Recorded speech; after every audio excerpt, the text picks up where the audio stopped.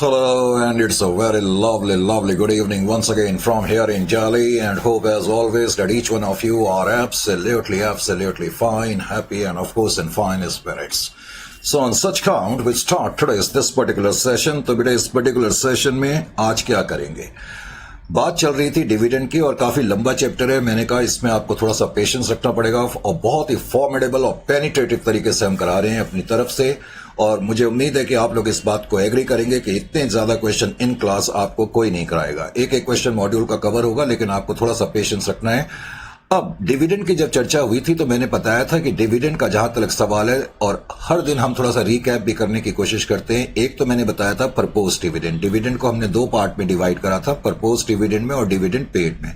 Propose dividend में अब मैं कई बार बता चुका हूं कि अगर बैलेंस शीट में प्रपोज डिविडेंड गिवन होगा तो उस केस में आपको सिर्फ क्लोजिंग बैलेंस में इसको प्रॉफिट एंड लॉस अकाउंट के ऐड करना है और कोई अलग से ट्रीटमेंट नहीं होगा।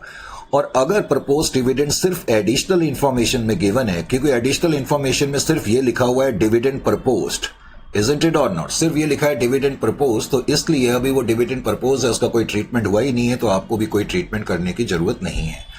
फिर मैंने ये बताया था dividend paid by subsidiary company, जिसमें कि हमने काफी क्वेश्चन अभी करे थे। Dividend paid by subsidiary company, अगर सब्सिडियरी कंपनी डिविडेंड पे करती है तो उस केस में मैंने आपको क्या बताया था, आपको पहले तो ये देखना है क्या सब्सिडियरी कंपनी ने जो डिविडेंड डिक्लेयर करने के बाद पे करा, क्या वो लास्ट ईयर के लिए पे करा है या फिर वो बिगनिंग के प्रॉफिट से पे करा है।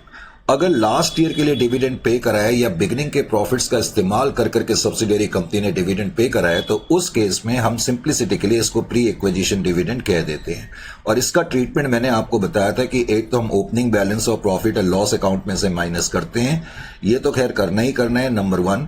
और नंबर 2 हमें रेक्टिफिकेशन करनी होती है, क्योंकि होल्डिंग कंपनी ने अपना share of dividend profit and loss account में क्रेडिट कर लिया था, तो इसलिए अब हम प्रॉफिट एंड लॉस अकाउंट को डेबिट करेंगे। यानी कि उन्होंने गलती से जो ये डिविडेंड अपने प्रॉफिट एंड लॉस अकाउंट में क्रेडिट कर लिया था, अब हम उसको डेबिट करेंगे और उसको इन्वेस्टमेंट अकाउंट में क्रेडिट कर देंगे। यानी कि प्रॉफिट भी कम होगा और इन्वेस्टमेंट का बैलेंस भी कम होगा, तो रेक्टिफिकेशन करी जाती है। लेकिन लास्ट क्लास में मैंने ये भी बताया था, अगर गलती से कभी क्वेश्चन में ये लिखा हो कि dividend has been correctly recorded, तो फिर उस केस में ये वाला हिस्सा करने की जरूरत नहीं है। ये तो था dividend paid by subsidiary company, और जब सब्सिडियरी कंपनी ने डिविडेंड लास्ट ईयर के लिए पे करा हो या बिगनिंग के प्रॉफिट से पे करा हो, जिसको हम प्री एक्विजिशन डिविडेंड बोलते हैं। लेकिन अगर क्वेश्चन में ये कहता है कि सब्सिडियरी कंपनी ने डिविडेंड पे करा, डिक्लेयर करा और पे करा, और ये भी क्वेश्चन में गिवन नहीं है कि डिविडेंड उन्होंने लास्ट ईयर के लिए पे करा, इट इज नॉट गिवन, और ये भी गिवन नहीं है कि उन्होंने डिविडेंड जो है बिगनिंग के प्रॉफिट से पे करा। अगर ये दोनों हिंट क्वेश्चन में मौजूद नहीं है तो उस केस में हम कहते हैं कि dividend has been paid out of during the year profit, जो कि इस टॉपिक का नाम भी है। क्वेश्चन नंबर हमने लास्ट टाइम 14 तक करे थे, और 14 वैसे मैंने आपको होमवर्क के लिए करा था, और मुझे उम्मीद है कि आपने उस क्वेश्चन को कर लिया होगा। तो अब concept dividend from during the profits हम देखेंगे। करेक्ट, तो ड्यूरिंग द ईयर प्रॉफिट्स का मतलब क्या हो गया, पहले तो समझ में आना है। इसका मतलब ये डिविडेंड जो सब्सिडियरी कंपनी ने पे करा है, ये प्री एक्विजिशन डिविडेंड नहीं है, लेकिन मैं इसको एकदम से पोस्ट भी नहीं कह रहा हूं, ये भी ध्यान रखना है। मैंने कहा आपकी बार जो डिविडेंड पे हुआ है वो ड्यूरिंग द ईयर के प्रॉफिट से पे हुआ है, और ऐसा आपको कब मान के चलना है, जब क्वेश्चन में आपके सामने ये हिंट मौजूद नहीं है या ये क्लूज आपके सामने मौजूद नहीं है कि डिविडेंड लास्ट ईयर के लिए पे हुआ है या बिगनिंग के प्रॉफिट से डिविडेंड जो है पे हुआ है। अगर ये दोनों हिंट क्वेश्चन में मौजूद नहीं है तो फिर हमें मानने पर मजबूर होना पड़ेगा कि सब्सिडियरी कंपनी ने जो डिविडेंड पे करा है वो out of during the year profits पे करा है। तो let's have a look over this question number 15। अब क्वेश्चन नंबर 15 बेटे बहुत डीपली करना पड़ता है। ये नहीं कि आपने चंद कुछ क्वेश्चंस करा दी और सारा चैप्टर हो गया, तो ऐसे नहीं होता। आप प्रोफेशनल लेवल का कोर्स कर रहे हैं और बहुत डीप स्टडी आपकी होनी चाहिए। करेक्ट, तो अब सबसे पहले तो following is the balance sheet of H and its subsidiary as on 31/3/2025। जैसा कि आपको मालूम है, मैं डेट इसलिए चेंज करता रहता हूं कि कुछ बुक्स में आपके पास जो होंगी हो सकता है उसमें डेट 25 लिखी हो। फिलहाल एच लिमिटेड और सब्सिडियरी कंपनी की शेयर कैपिटल दी हुई है और एक शेयर 100 रुपए का है, ये ध्यान रखना है। सब्सिडियरी कंपनी के मैंने कई बार अब बताया कि प्रॉफिट एंड लॉस अकाउंट को और सब्सिडियरी कंपनी के जो रिजर्व एंड सरप्लस के आइटम है उनको ध्यान से नोट करना पड़ता है, ये भी आपको ध्यान रखना है। उसके अलावा नॉन करंट लायबिलिटीज गिवन है और उसके अलावा करंट लायबिलिटीज गिवन है। कोई खास ज्यादा आइटम नहीं है क्योंकि मुझे सिर्फ कॉन्सेप्ट को ओपन करना है।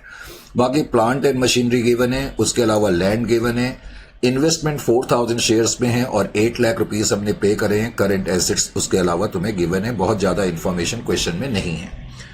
अब इस क्वेश्चन में कहता है prepare a consolidated balance sheet as on 31/3/2025। H limited acquired 80% control. तुम्हें आपकी बार दे दिया कि एच लिमिटेड ने 80% कंट्रोल एक्वायर करा है और 30 सितंबर 2024 को ये कंट्रोल एक्वायर हुआ है। अब उसने कहा प्रॉफिट एंड लॉस अकाउंट में बैलेंस 1/4/2024 को 3 लाख का है और जनरल रिजर्व में बैलेंस 2 लाख का है। यहां तक तो कोई प्रॉब्लम नहीं है, लेकिन अब ये क्वेश्चन कहता है subsidiary company declared and paid A dividend at the rate of 10% इन नवंबर 2024। तो अब की बार इस क्वेश्चन में ये नहीं दिया हुआ है कि सब्सिडियरी कंपनी ने डिविडेंड लास्ट ईयर के लिए पे करा है, ये भी नहीं गिवन है। क्वेश्चन में ये भी नहीं गिवन है कि सब्सिडियरी कंपनी ने बिगनिंग के प्रॉफिट से डिविडेंड पे करा है। क्या ये दोनों हिंट क्वेश्चन में मौजूद हैं? अब की बार नहीं। इन दोनों में से एक भी हिंट बेटा क्वेश्चन में मौजूद नहीं है। जब इन दोनों में से एक भी हिंट क्वेश्चन में मौजूद नहीं होगा तो मैंने जैसा कि कहा आपको मानना पड़ेगा कि सब्सिडियरी कंपनी ने इसका मतलब अब की बार जो डिविडेंड पे करा है वो ड्यूरिंग द ईयर के प्रॉफिट से पे करा हुआ है। Is it clear to you और नॉट? तो ऐसी सिचुएशन में मुझे क्या करना पड़ेगा? जब डिविडेंड ड्यूरिंग द ईयर के प्रॉफिट से पे हुआ है तो मुझे उसमें करना क्या होता है, तो ये भी मैं आपको पहले बता दूं, उसके बाद मैं क्वेश्चन को सॉल्व करूंगा। यानी कि जब सब्सिडियरी कंपनी डिविडेंड पे करेगी, dividend out of during the year profit, अगर सब्सिडियरी कंपनी ने dividend out of during the year profit पे करा है, यानी कि करंट ईयर के प्रॉफिट से पे करा है। जब मैं ड्यूरिंग द ईयर के प्रॉफिट बोलूं तो इसका मतलब करंट ईयर के प्रॉफिट। जब ड्यूरिंग द ईयर प्रॉफिट से सब्सिडियरी कंपनी ने डिविडेंड पे करा है तो पहले तो आपको यह समझना चाहिए कि सब्सिडियरी कंपनी ने डिविडेंड पे कर दिया है। सब्सिडियरी कंपनी ने डिविडेंड पे कर दिया है। अब मुझे यह बताओ कि अगर सब्सिडियरी कंपनी डिविडेंड पे करेगी, और कितना डिविडेंड पे करा है, वैसे मैं 1 मिनट के लिए यह भी पढ़ लूं, 10% का डिविडेंड पे करा है और सब्सिडियरी कंपनी की शेयर कैपिटल 5 लाख की है। तो सब्सिडियरी कंपनी की शेयर कैपिटल 5 लाख की है और 10% का उन्होंने डिविडेंड पे करा है, तो इसका मतलब सब्सिडियरी कंपनी ने डिविडेंड 50,000 का तो ऑलरेडी पे कर दिया है ना। अब सब्सिडियरी कंपनी जो डिविडेंड पे करती है अपने शेयर होल्डर्स को पे करती है, ये तो आपको मालूम है। अब सब्सिडियरी कंपनी के जो शेयर्स हैं वो किसके पास है, ये मैं कई बार कह चुका हूं आपको। कुछ शेयर होल्डिंग कंपनी के पास है 80% और कुछ माइनॉरिटीज के पास है।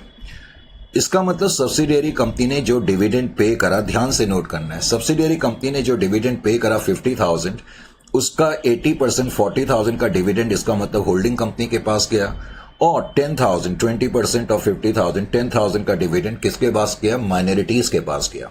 याद ये रखना है कि सब्सिडियरी कंपनी ये डिविडेंड पे कर चुकी है। इसका मतलब होल्डिंग के पास जो डिविडेंड गया तो होल्डिंग कंपनी ने इसको अपने प्रॉफिट एंड लॉस अकाउंट में ऑलरेडी इंक्लूड कर लिया है और इसी तरह से माइनॉरिटीज के हिस्से में जो डिविडेंड आया वो माइनॉरिटीज ऑलरेडी अपने इंटरेस्ट में इंक्लूड कर चुकी होगी।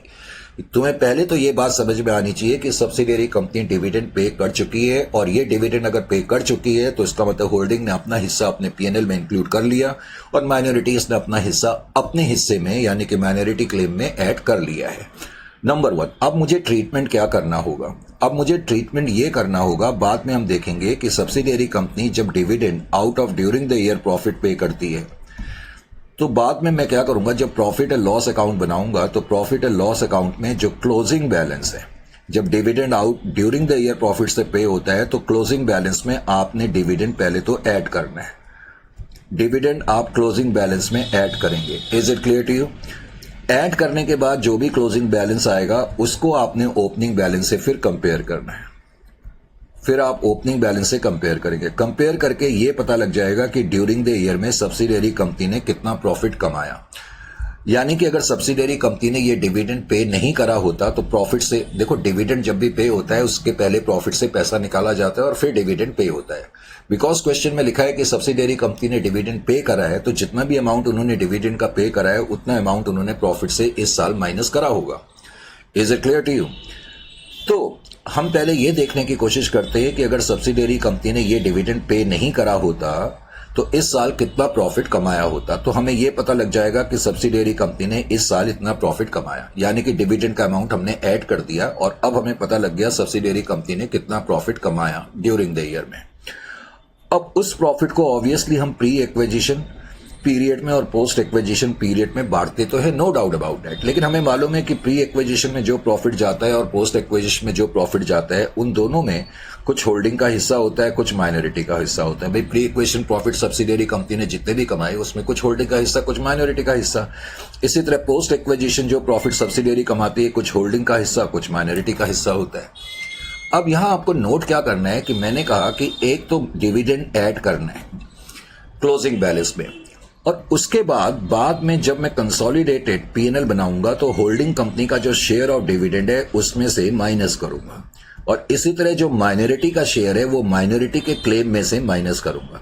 अगर मैं आपको सिर्फ ट्रीटमेंट बताऊंगा तो बहुत से बच्चे ये क्वेश्चन, सपोज मैं आपको ट्रीटमेंट ये कहता कि when dividend is paid out of during the year profits, कि आप एक तो क्लोजिंग बैलेंस में ऐड करो, चलो ये बात आपकी समझ में फिर भी आ जाती, लेकिन अगर मैं ये उसके बाद आपको ये भी बोलूं, दूसरा ट्रीटमेंट ये होगा कि होल्डिंग कंपनी का शेयर कंसोलिडेटेड पीएनएल में से माइनस करेंगे और माइनॉरिटी का शेयर माइनॉरिटी के क्लेम में से माइनस करेंगे, तो बहुत से बच्चों के दिमाग में ये सवाल जो है वो जन्म ले सकता है कि सर ऐसा क्यों करेंगे, एक बार तो आपने ऐड करा।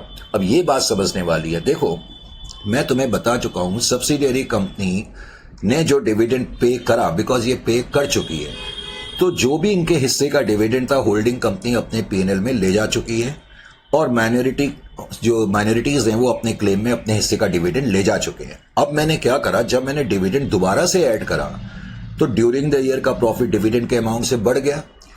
इसका मतलब ड्यूरिंग द ईयर का प्रॉफिट डिविडेंड के अमाउंट से बढ़ गया, और ड्यूरिंग द ईयर का जो प्रॉफिट होता है वो अल्टीमेटली होल्डिंग और माइनॉरिटीज के पास जाता ही जाता है।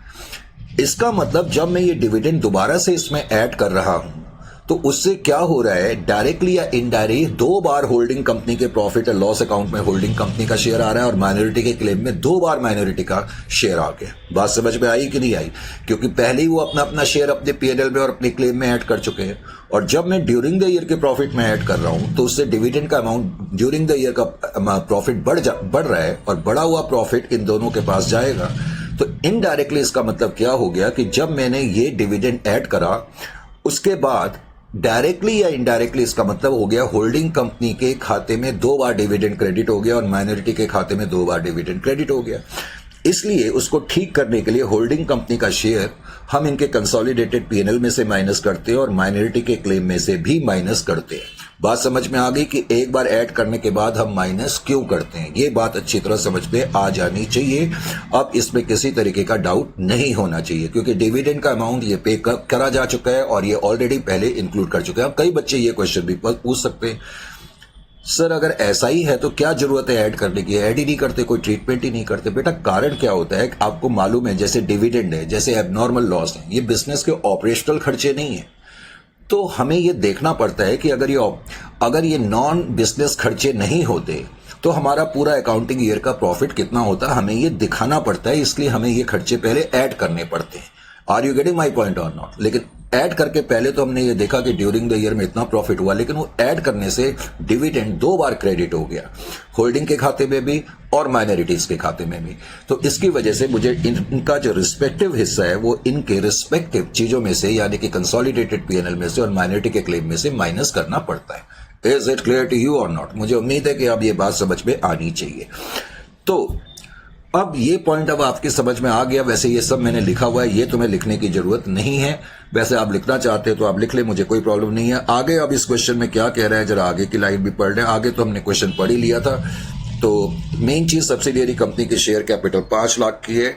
तो अब सबसे पहले तो हमने क्वेश्चन को जैसे हम नॉर्मली सॉल्व करते हैं तो हमने करना शुरू करा। अब क्वेश्चन को सॉल्व करने के लिए फटाफट मैंने देखा बहुत से बच्चों को कितना ही समझाया जाए लेकिन वो लिखने की जहमत को गवारा नहीं करते हैं, जो कि बेहद गलत है। करेक्ट? ध्यान से दें, इतना डीपली, मैं बार बार कह रहा हूं कि इतना डीपली, इतना इन डेप्थ आपको कोई नहीं पढ़ाएगा। आप कहीं पर भी क्लासेस देखें, यूट्यूब में बहुत लोगों की क्लासेस चल रही है, बहुत लोगों की लाइव क्लासेस चल रही है, आप ध्यान से देखें तो आपको अपने आप अंदाजा हो जाएगा, एहसास हो जाएगा। तो यहां पर ध्यान से देखें। तो सबसे पहला स्टेप मैंने क्या कहा, सबसे पहला स्टेप जो है स्टेप नंबर 1 नहीं, पहले तो हम एनालिसिस करते हैं, तो हमने एनालिसिस करना शुरू करा। अब जब एनालिसिस करते हैं आपकी कोशिश ये होनी चाहिए क्वेश्चन के जितने भी मेन पॉइंट्स हैं उन तमाम मेन पॉइंट्स को फटाफट आप लिख लें। अब जब मैंने इनको लिखना शुरू करा तो सबसे पहले तो मैंने एक लाइन स्ट्रेच करी जैसा कि हम लोगों की आदत है, और फिर हमने अकाउंटिंग ईयर के बिगनिंग की डेट 1/4/2024 और ईयर के एंड की डेट को नोट कर लिया 31/3/2025। इस डेट को नोट करने के बाद अब कुछ चीजें आपको नोट करनी चाहिए, जैसे कि एक तो डेट ऑफ कंट्रोल कौन सी है। तो डेट ऑफ कंट्रोल या डेट ऑफ एक्विजिशन जो है वो इस केस में 30 सितंबर 2024 है। यानी कि इसका मतलब ये हो गया कि पहले 6 महीने प्री एक्विजिशन के, बाद के 6 महीने जो है पोस्ट एक्विजिशन के, नंबर 1। फिर जैसा कि इस क्वेश्चन में अभी मैं तुम्हें बता भी रहा था, मेन पॉइंट इस क्वेश्चन में ये था कि सब्सिडियरी कंपनी ने नवंबर के महीने में, मान लेते हैं कि नवंबर का महीना कहीं यहां पर आ रहा है, सब्सिडियरी कंपनी ने नवंबर के महीने में डिविडेंड पे करा है। नवंबर 24 को उन्होंने डिविडेंड पे करा, और जैसा कि अभी कुछ लम्हा पहले मैंने बताया कि डिविडेंड उन्होंने पे करा है 50,000 का डिविडेंड पेड। अब ये जो सब्सिडियरी कंपनी ने डिविडेंड पे करा, मैंने कहा अब की बार ये नहीं दिया हुआ कि ये डिविडेंड लास्ट ईयर के लिए पे हुआ है, या क्वेश्चन में ये भी नहीं दिया कि ये डिविडेंड बिगनिंग के प्रॉफिट का इस्तेमाल कर करके पे हुआ है। तो जब ये दोनों हिंट मौजूद नहीं होते तो हम ये मानेंगे कि dividend has been paid out of during the year profit. पहले तो जब बाद में आप रिवाइज करेंगे ना तो ये लिखे हुए नोट्स आपको काम आएंगे, आपको पूरा क्वेश्चन नहीं करना पड़ेगा, इसलिए आप लिख लिया करें ड्यूरिंग द ईयर प्रॉफिट्स। तो इसका मतलब डिविडेंड जो हमने पे करा है out of during the year profits पे करा है। एक तो ये बात समझ पे आ जानी चाहिए। अब ड्यूरिंग द ईयर में जब डिविडेंड पे करते हैं तो एक हमने क्लोजिंग बैलेंस में ऐड करना है, उसके बाद जो इनके रिस्पेक्टिव शेयर है इनके रिस्पेक्टिव क्लेम में से माइनस कर देने। बड़ा सिंपल सा ट्रीटमेंट है, यहां कोई रॉन्ग या रेक्टिफिकेशन चीज हमें नहीं करनी है जो कि प्री एक्विजिशन में करनी होती है। उसके अलावा मैंने आपको यह भी बताया कि आप ये भी नोट कर लिया करें कि बिगनिंग की डेट को प्रॉफिट एंड लॉस अकाउंट में कितना बैलेंस है। जैसा कि नीचे लिखा हुआ था कि प्रॉफिट एंड लॉस अकाउंट में बिगनिंग की डेट को 3 लाख का बैलेंस है और जनरल रिजर्व में 2 लाख का बैलेंस है। ये चीजें आप नोट पहले ही कर लोगे तो आपका बाद में टाइम काफी सेव हो जाएगा, इस चीज को ध्यान में रखना है। उसके अलावा प्रॉफिट एंड लॉस अकाउंट में ईयर के एंड में 5 लाख का बैलेंस है जो हमने बैलेंस शीट में देखा सब्सिडियरी कंपनी के कॉलम में, और जनरल रिजर्व में 3 लाख का बैलेंस है। और इस क्वेश्चन में कोई इंटर कंपनी ट्रांजैक्शन नहीं थी, कोई अनरियलाइज प्रॉफिट नहीं था, कोई बोनस कैपिटल नहीं है, कोई रीवैल्यूएशन नहीं है, क्योंकि मुझे सिर्फ ये वाले कॉन्सेप्ट को क्लियर करना है, इसलिए मैंने ये बताया। अब हम क्वेश्चन का जो सॉल्यूशन है यहां से हमने स्टार्ट करा। फर्स्ट स्टेप में हम क्या करते हैं, एग्जामिनेशन में जब आप लिखें तो ऐसे ही लिखें। First step degree of control. Degree of control, अब डिग्री ऑफ कंट्रोल जब हम करेंगे तो पहले तो आप आराम से लिखें total number of shares of subsidiary company. अब वो मैंने लिखा नहीं, मैंने डायरेक्टली बता दिया 5 लाख डिवाइडेड बाय 100 5,000, लेकिन आप एग्जामिनेशन में लिखेंगे।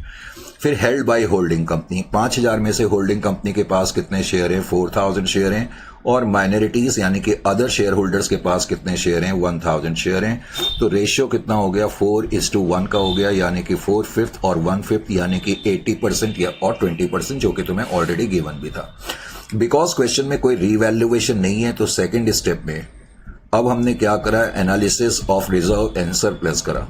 तो analysis of reserve and surplus जब हम करेंगे, analysis of reserves and surplus. अब रिजर्व एंड सरप्लस का एनालिसिस करने के लिए हमें क्या करना पड़ता है, हम ये देखते हैं कि जो सब्सिडियरी कंपनी का क्लोजिंग बैलेंस कितना है, ओपनिंग बैलेंस कितना है। अब एनालिसिस तुमने जब करना शुरू करा, चलो मैं आपको स्टेटमेंट में ही करके दिखा देता हूं, क्योंकि एग्जामिनेशन में आप बार बार डायग्रामेटिक प्रेजेंटेशन नहीं कर सकते। तो पहले आप क्लोजिंग बैलेंस लिखे P&L का। पहले तो आपने एनालिसिस किसका करा ये लिखें, फिर आप आराम से लिखें कि क्लोजिंग बैलेंस कितना है। क्लोजिंग बैलेंस 5 लाख का है, जो कि मैंने अभी आपको बताया था। क्या क्वेश्चन में कोई एबनॉर्मल लॉस है, मैं ऐसे पूछ रहा हूं, अगर होता तो आप एबनॉर्मल लॉस क्लोजिंग बैलेंस में ऐड करते। क्या क्वेश्चन में कोई dividend out of during the year profits का केस है? अगर है तो हम पहले इसमें ऐड करेंगे। तो टोटल डिविडेंड पहले तो आप इसमें ऐड कर देंगे। तो इसका मतलब अगर तुमने ये डिविडेंड पे नहीं करा होता तो आपका क्लोजिंग बैलेंस 5,50,000 होता। अगर डिविडेंड के लिए आपने प्रॉफिट से पैसा अप्रोप्रिएट नहीं करा होता तो आपका प्रॉफिट 550 होता। अब इसमें से आप ओपनिंग बैलेंस माइनस कर दें तो opening balance profit and loss account में कितना है, पहले तो आप ये देखें। Sir opening balance profit and loss account में 3 लाख का है। 3 लाख का बैलेंस आपने माइनस करा तो माइनस करने के बाद क्या फिगर आ गई, 2,50,000 की फिगर आ गई। 2,50,000 की फिगर आ गई। अब 2,50,000 की जो फिगर है उस फिगर को आपने प्री एक्विजिशन और पोस्ट एक्विजिशन में बांट दिया। प्री एक्विजिशन का हिस्सा आपका 1,25,000 आ जाएगा और पोस्ट एक्विजिशन का हिस्सा, एग्जामिनेशन में P1 P2 लिखने की जरूरत नहीं है, प्री एक्विजिशन पोस्ट एक्विजिशन आप लिखेंगे 1,25,000 1,25,000 इस तरीके से आपके पास ये चीजें आ गई। अब उसके अलावा फिर आपने जनरल रिजर्व का भी एनालिसिस करा। अब जनरल रिजर्व का जब एनालिसिस करेंगे तो पहले तो हम यही देखेंगे कि क्लोजिंग बैलेंस कितना है। अब हमें मालूम है कि क्लोजिंग बैलेंस जो है वो 3 लाख का है। क्लोजिंग बैलेंस में से फिर मैंने ओपनिंग बैलेंस माइनस करा। अब ओपनिंग बैलेंस का जहां तक सवाल है, ओपनिंग बैलेंस आपका 2 लाख का है, तो 2 लाख का ओपनिंग बैलेंस आपने माइनस कर दिया। माइनस करके आपको ये पता लग गया कि सब्सिडियरी कंपनी ने ड्यूरिंग द ईयर के पीरियड में जनरल रिजर्व में 1 लाख रुपए ट्रांसफर करे। जाहिर है कि उसमें से प्री एक्विजिशन पीरियड में, बिकॉज प्री एक्विजिशन पीरियड 6 महीने का है, तो 50,000 और पोस्ट एक्विजिशन पीरियड में 50,000 रुपए, इसका मतलब हमने ट्रांसफर करे। ये चीजें करने के बाद अब आपको क्या करनी है, अब आपको क्या करनी है, ये चीज करने के बाद जाहिर है कि अब हमें क्या करूंगा, नेट एसेट्स कंप्यूट करूंगा। तो थर्ड स्टेप में आप चाहो तो एनालिसिस टेबल लिख लो, या सीधा आप ऐसे भी लिख सकते हो, स्टेटमेंट शोइंग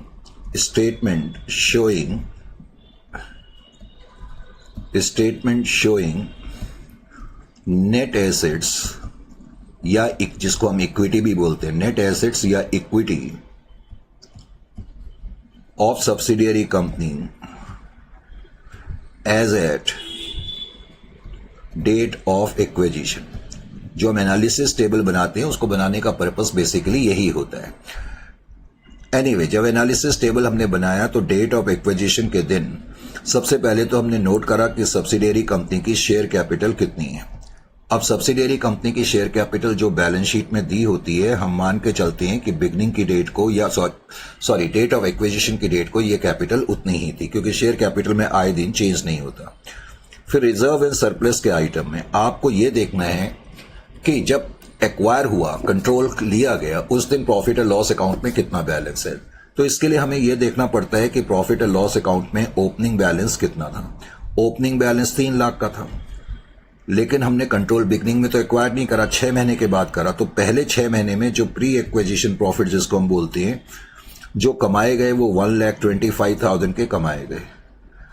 तो इससे हमें यह पता लग गया कि जिस दिन कंट्रोल एक्वायर हुआ उस दिन 4,25,000 का बैलेंस था। तो 4,25,000 आप इसमें ऐड कर दोगे।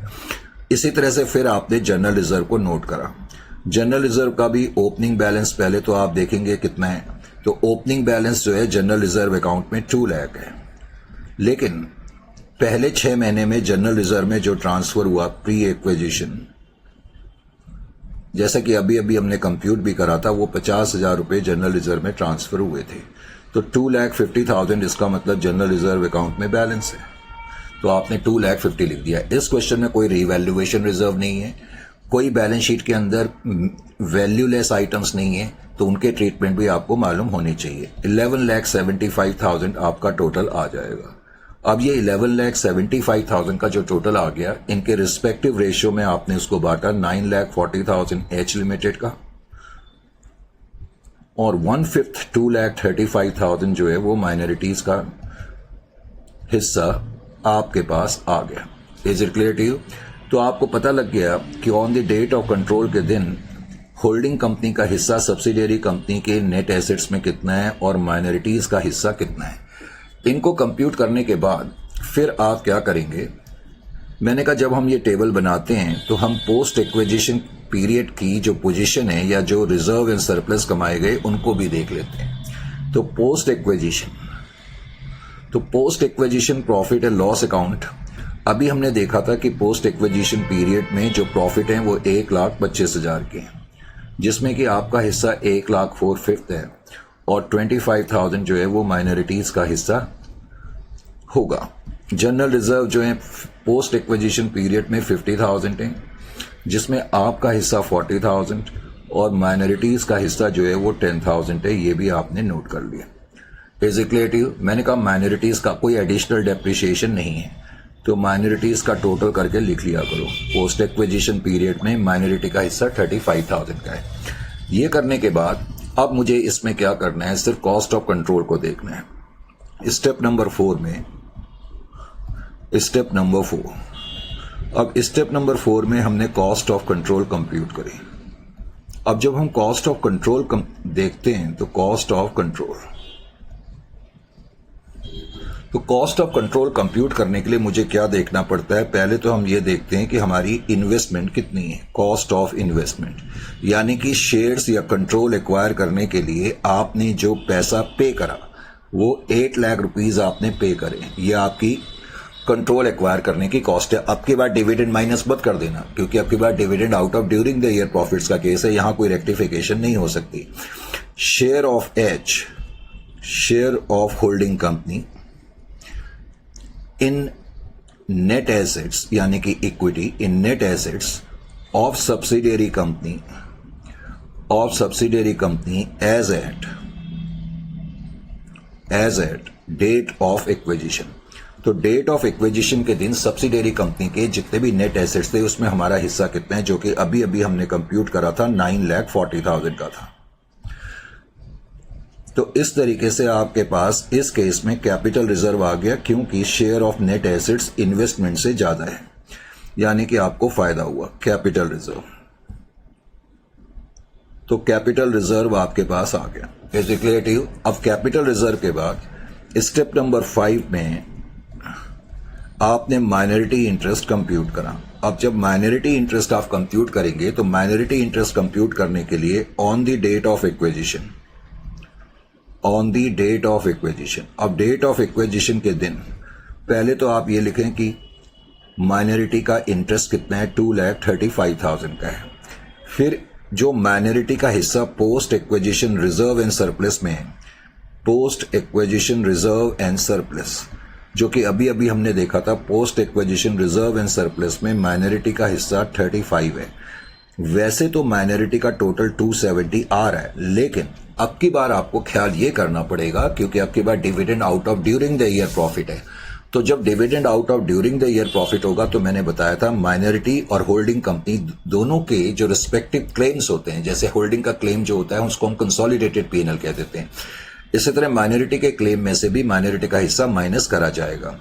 लेस शेयर ऑफ डिविडेंड, तो जो शेयर ऑफ डिविडेंड है 10,000 है इनका हिस्सा, तो 10,000 ये आपको माइनस करना भूलना नहीं है। Is it clear to you और नॉट? तो इस तरीके से माइनॉरिटी का जो बैलेंस आप बैलेंस शीट में दिखाएंगे 2,60,000 का दिखाएंगे। यही इस क्वेश्चन में है, बाकी अब इस क्वेश्चन में कुछ मेरे बताने लायक है नहीं। तो देखो, ये आपकी ओरिजिनल बैलेंस शीट है, मैं जानबूझ के आपको पहले ओरिजिनल बैलेंस शीट में ले जा रहा हूं। अगर मैं बैलेंस शीट बनाऊंगा तो बताओ सबसे पहले मैं क्या करूंगा, इक्विटी शेयर कैपिटल केवल होल्डिंग कंपनी की लिखूंगा 5 लाख, सब्सिडियरी कंपनी की शेयर कैपिटल नहीं लिखी जाएगी। अब जब मैं प्रॉफिट एंड लॉस अकाउंट लिखूंगा तो कंसोलिडेटेड पीएनएल जब हम लिखेंगे तो ऑफ कोर्स हम ये 4 लाख रुपीस तो लिखेंगे, उसमें जो हमारा पोस्ट एक्विजिशन में हिस्सा है वो लिखेंगे। कोई एडिशनल डिविडेंड, कोई यूआरपी नहीं है, होती तो माइनस करता, कोई एडिशनल डेप्रिसिएशन नहीं है, होता तो माइनस करता, लेकिन जो डिविडेंड है, जो हमारा शेयर है वो माइनस करना मत भूलना। और क्यों माइनस कर रहे हैं ये लॉजिक अच्छी तरह मालूम होना चाहिए, क्योंकि डिविडेंड जब हमने ऐड करा क्लोजिंग बैलेंस में तो उसकी वजह से होल्डिंग और माइनॉरिटीज के हिस्से डिविडेंड का हिस्सा एक तरीके से उनके हिस्सों में 2 बार क्रेडिट हो गया, इसलिए उसको ठीक करने के लिए माइनस करते हैं। जनरल रिजर्व 3 लाख रुपीस आप लिखेंगे, पोस्ट एक्विजिशन जो जनरल रिजर्व है वो ऐड कर देंगे। नॉन करेंट लायबिलिटी बस आपने मिला करके लिख देनी है 8 लाख, और इसी तरह से करंट लायबिलिटी आप मिला करके लिख देंगे, लेकिन उसके अलावा माइनॉरिटी इंटरेस्ट और कैपिटल रिजर्व को लिखना भूलना नहीं है। इसी तरह प्लांट एंड मशीनरी मिला करके लिख देनी है, लैंड को मिला करके लिख देना है, इन्वेस्टमेंट को लिखेंगे नहीं, और करंट एसेट आप मिला करके लिख देंगे। और इस पर्टिकुलर क्वेश्चन में जो बैलेंस शीट है वो मैंने यहां बना भी दी है, वो थोड़ा सा मैं आपको प्रैक्टिस करा रहा था। तो इक्विटी शेयर कैपिटल 10 लाख जैसा मैंने बताया, रिजर्व्स हमारे 3 लाख के हैं होल्डिंग कंपनी के, और 40,000 पोस्ट एक्विजिशन पीरियड में जनरल रिजर्व 50,000 थे, उसमें हमारा हिस्सा 40,000 था, तो टोटल 3,40,000 आ जाएगा। कंसोलिडेटेड पीएनएल 4 लाख, पहले तो होल्डिंग कंपनी का जो बैलेंस है बैलेंस शीट में वो लिखेंगे। पोस्ट एक्विजिशन पीरियड प्रॉफिट 1,25,000 के थे, उसमें हमारा हिस्सा 1 लाख का था, हमने ऐड करा। और जो ये मैं बता रहा था शेयर ऑफ डिविडेंड 40,000, ये आप माइनस करेंगे, 460 आउटर कॉलम में लिखेंगे। कैपिटल रिजर्व लिखना भूलना नहीं है, और माइनॉरिटी क्लेम आपने लिखा 2,60,000। फिर नॉन करंट लायबिलिटीज मैंने कहा मिला करके लिख देनी है, करंट लायबिलिटी मिला करके लिख देनी है, बैलेंस शीट का टोटल 17 लाख आ जाएगा। बाकी इस क्वेश्चन में कोई रीवैल्यूएशन नहीं है, इसलिए एसेट्स को आप ऐड कर देंगे सीधा, मशीनरी को, लैंड को, और उसके अलावा करंट एसेट्स को। तो टोटल, सॉरी मैंने 17 बोल दिया था, टोटल 47 लाख आपका आ जाएगा। क्वेश्चन नंबर 16 को अब आप देखें। 16 में कहता है the balance sheet of H company and subsidiary company as on 31 March 2024। अब की बार मैंने डेट चेंज नहीं करी। लायबिलिटी साइड में सबसे पहले तो प्रेफरेंस शेयर कैपिटल दी है, लेकिन अच्छी बात यह है कि अब की बार एस लिमिटेड की कोई भी प्रेफरेंस शेयर कैपिटल नहीं है। तो होल्डिंग कंपनी की जो ये प्रेफरेंस शेयर कैपिटल दी हुई है, जब मैं बाद में बैलेंस शीट बनाऊंगा तो बैलेंस शीट के अंदर सिर्फ preference share capital holding company की ही आएगी। करेक्ट, होल्डिंग कंपनी की आएगी। ऐसी इक्विटी शेयर कैपिटल जब मैं लिखूंगा तो होल्डिंग कंपनी की equity share capital consolidated balance sheet में आएगी। जनरल रिजर्व जब हम लिखेंगे तो उसमें ऑफ कोर्स कुछ हम पोस्ट एक्विजिशन पीरियड में जो हमारा शेयर है वो मिला करके हम लिख देंगे, लेकिन हमें नोट करना होगा कि सब्सिडियरी कंपनी का जनरल रिजर्व 6,000 है और प्रॉफिट एंड लॉस अकाउंट में 1,08,000 है।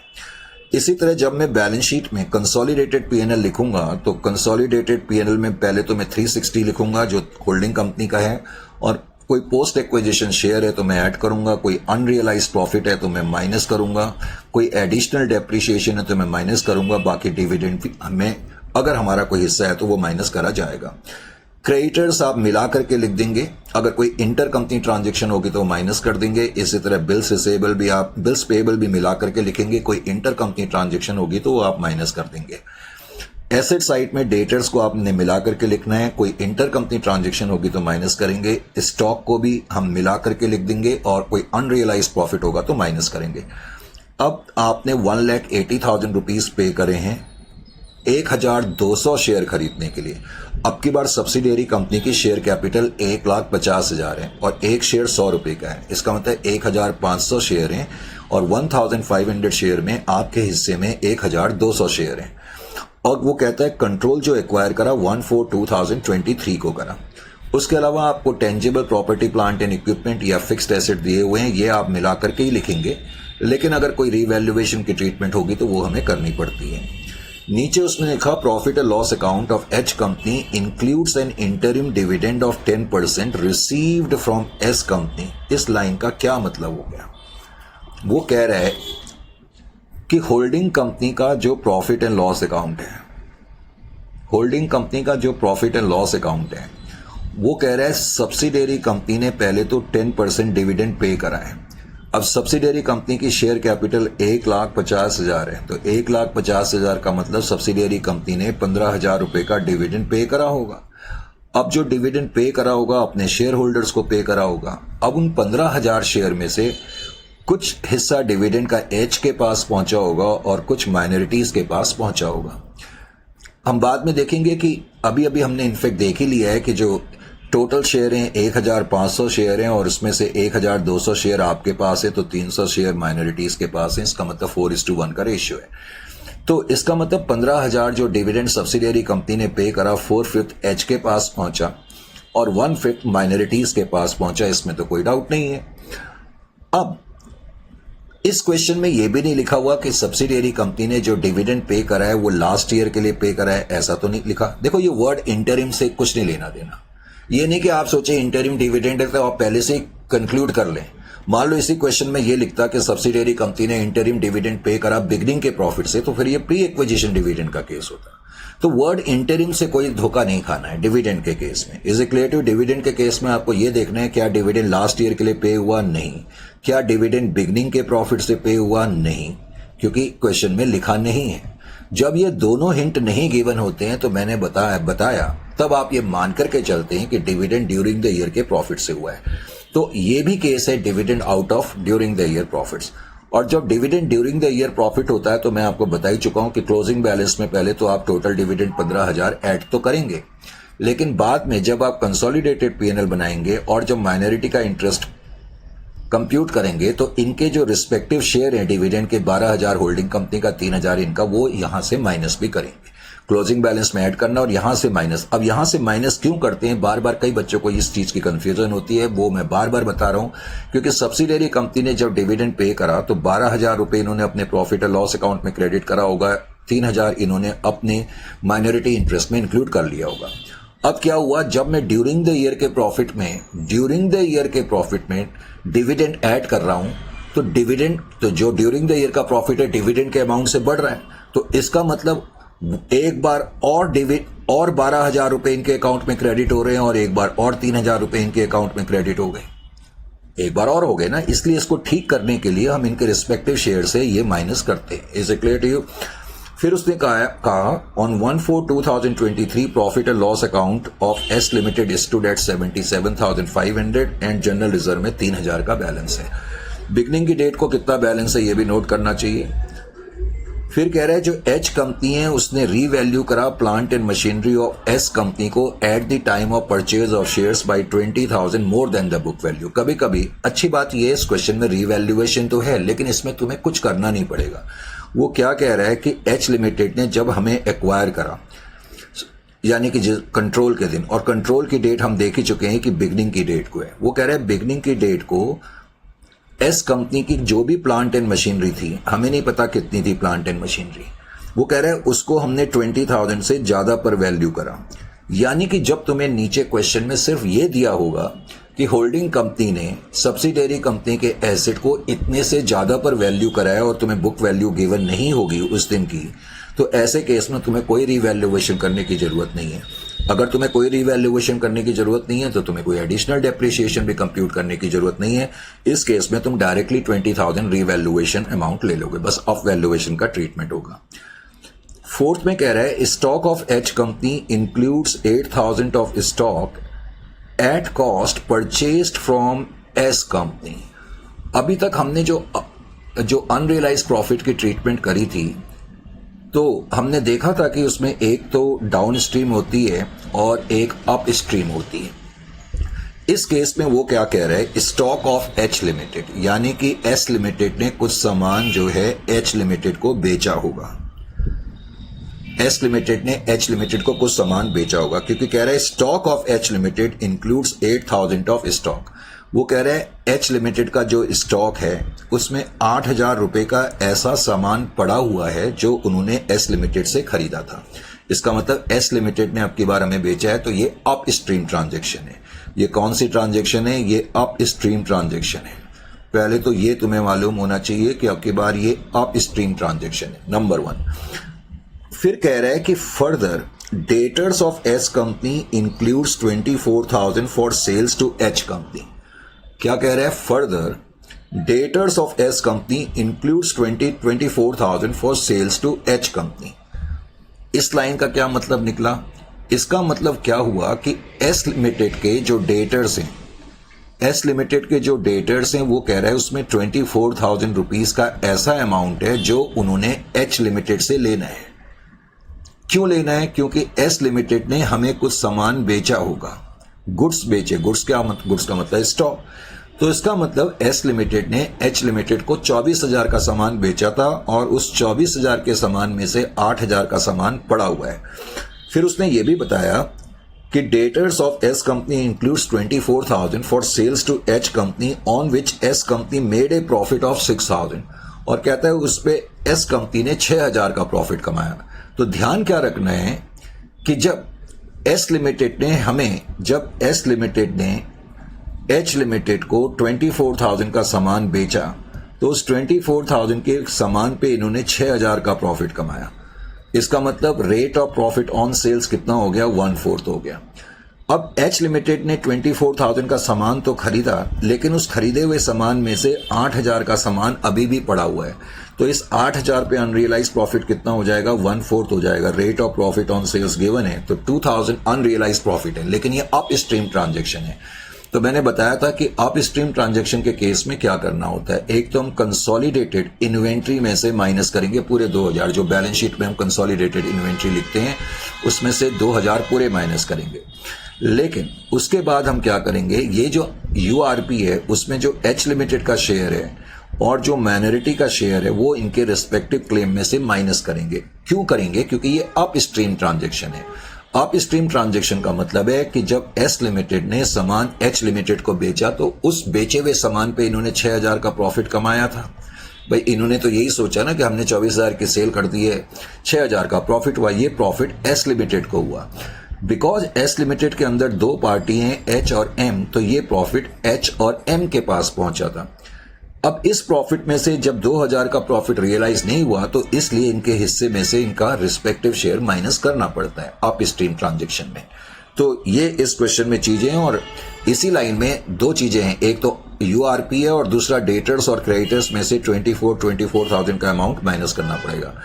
अब इस क्वेश्चन में एक चीज और है, S company made a bonus issue out of pre equation profit of 60,000 not recorded in the books. ये लाइन अगर नहीं भी लिखी हो not recorded in the books, हम यही मान के चलते हैं कि जो बोनस इश्यू हुआ है अभी उसका इफेक्ट बैलेंस शीट में नहीं दिया गया है, चाहे ये लाइन लिखी हो या ना लिखी हो।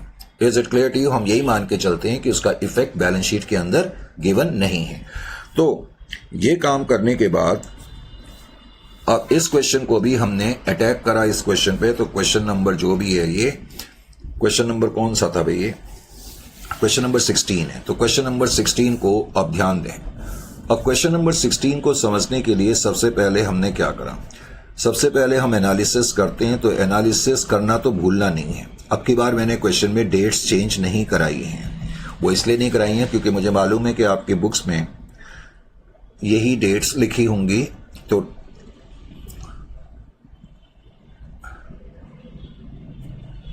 बैलेंस शीट की डेट मेरे ख्याल से 31/3/2024 थी ना। एक मिनट मैं जरा चेक कर लूं, मेरे को याद नहीं आ रहा।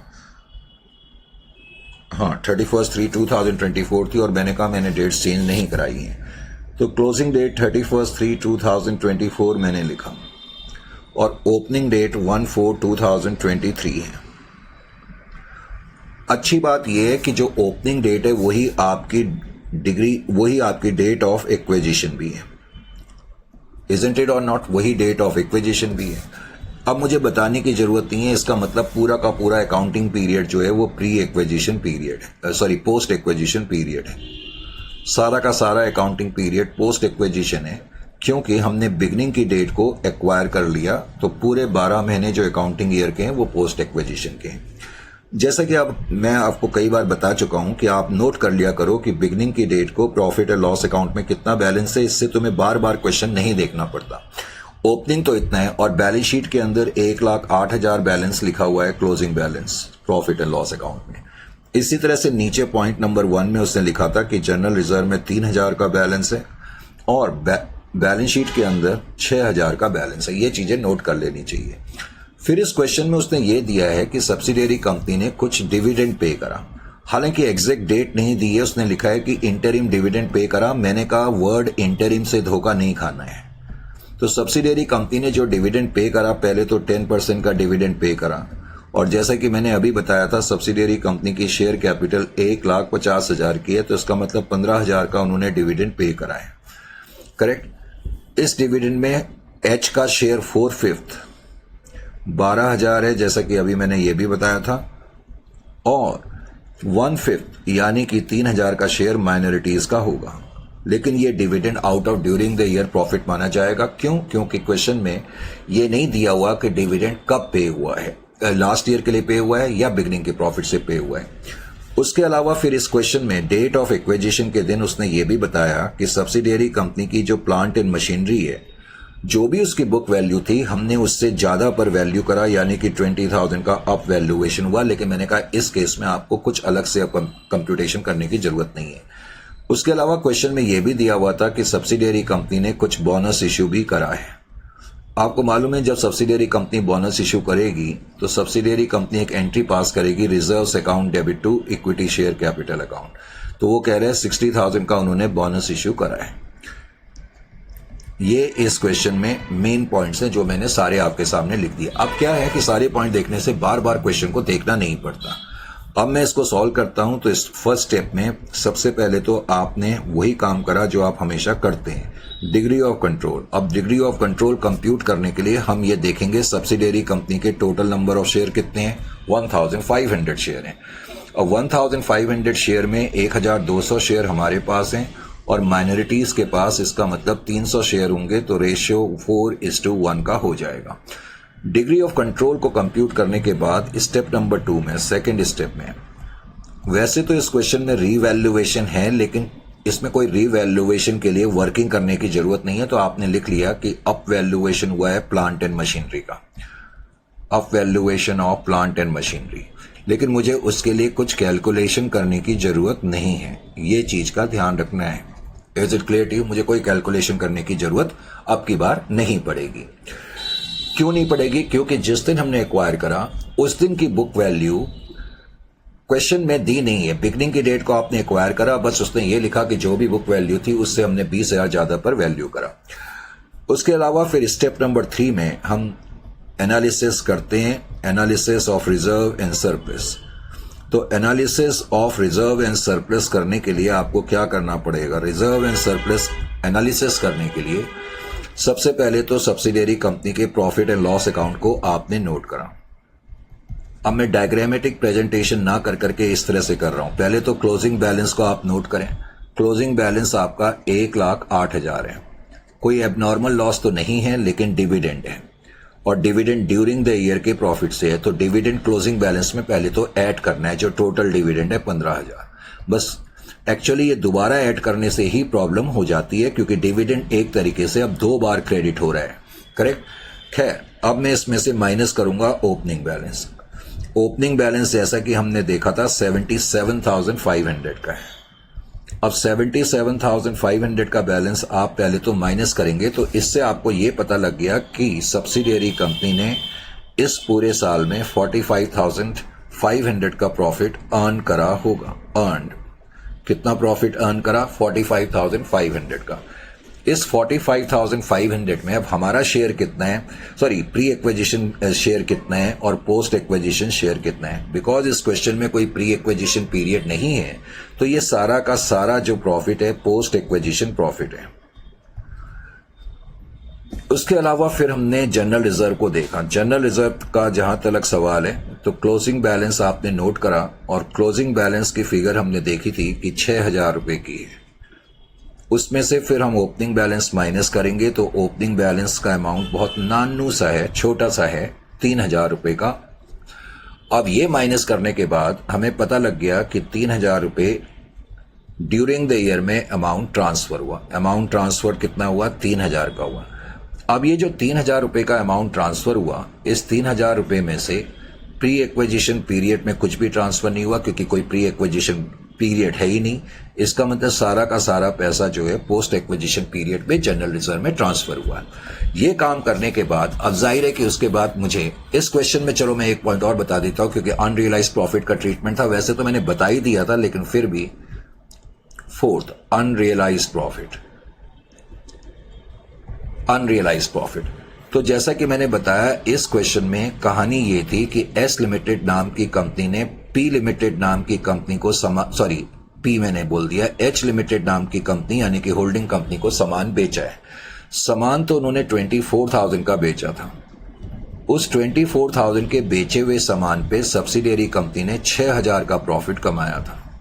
ये क्वेश्चन में दिया है। इसका मतलब 6,000 डिवाइडेड बाय 24,000, तो ऑन सेल्स प्रॉफिट का रेट 1/4 है।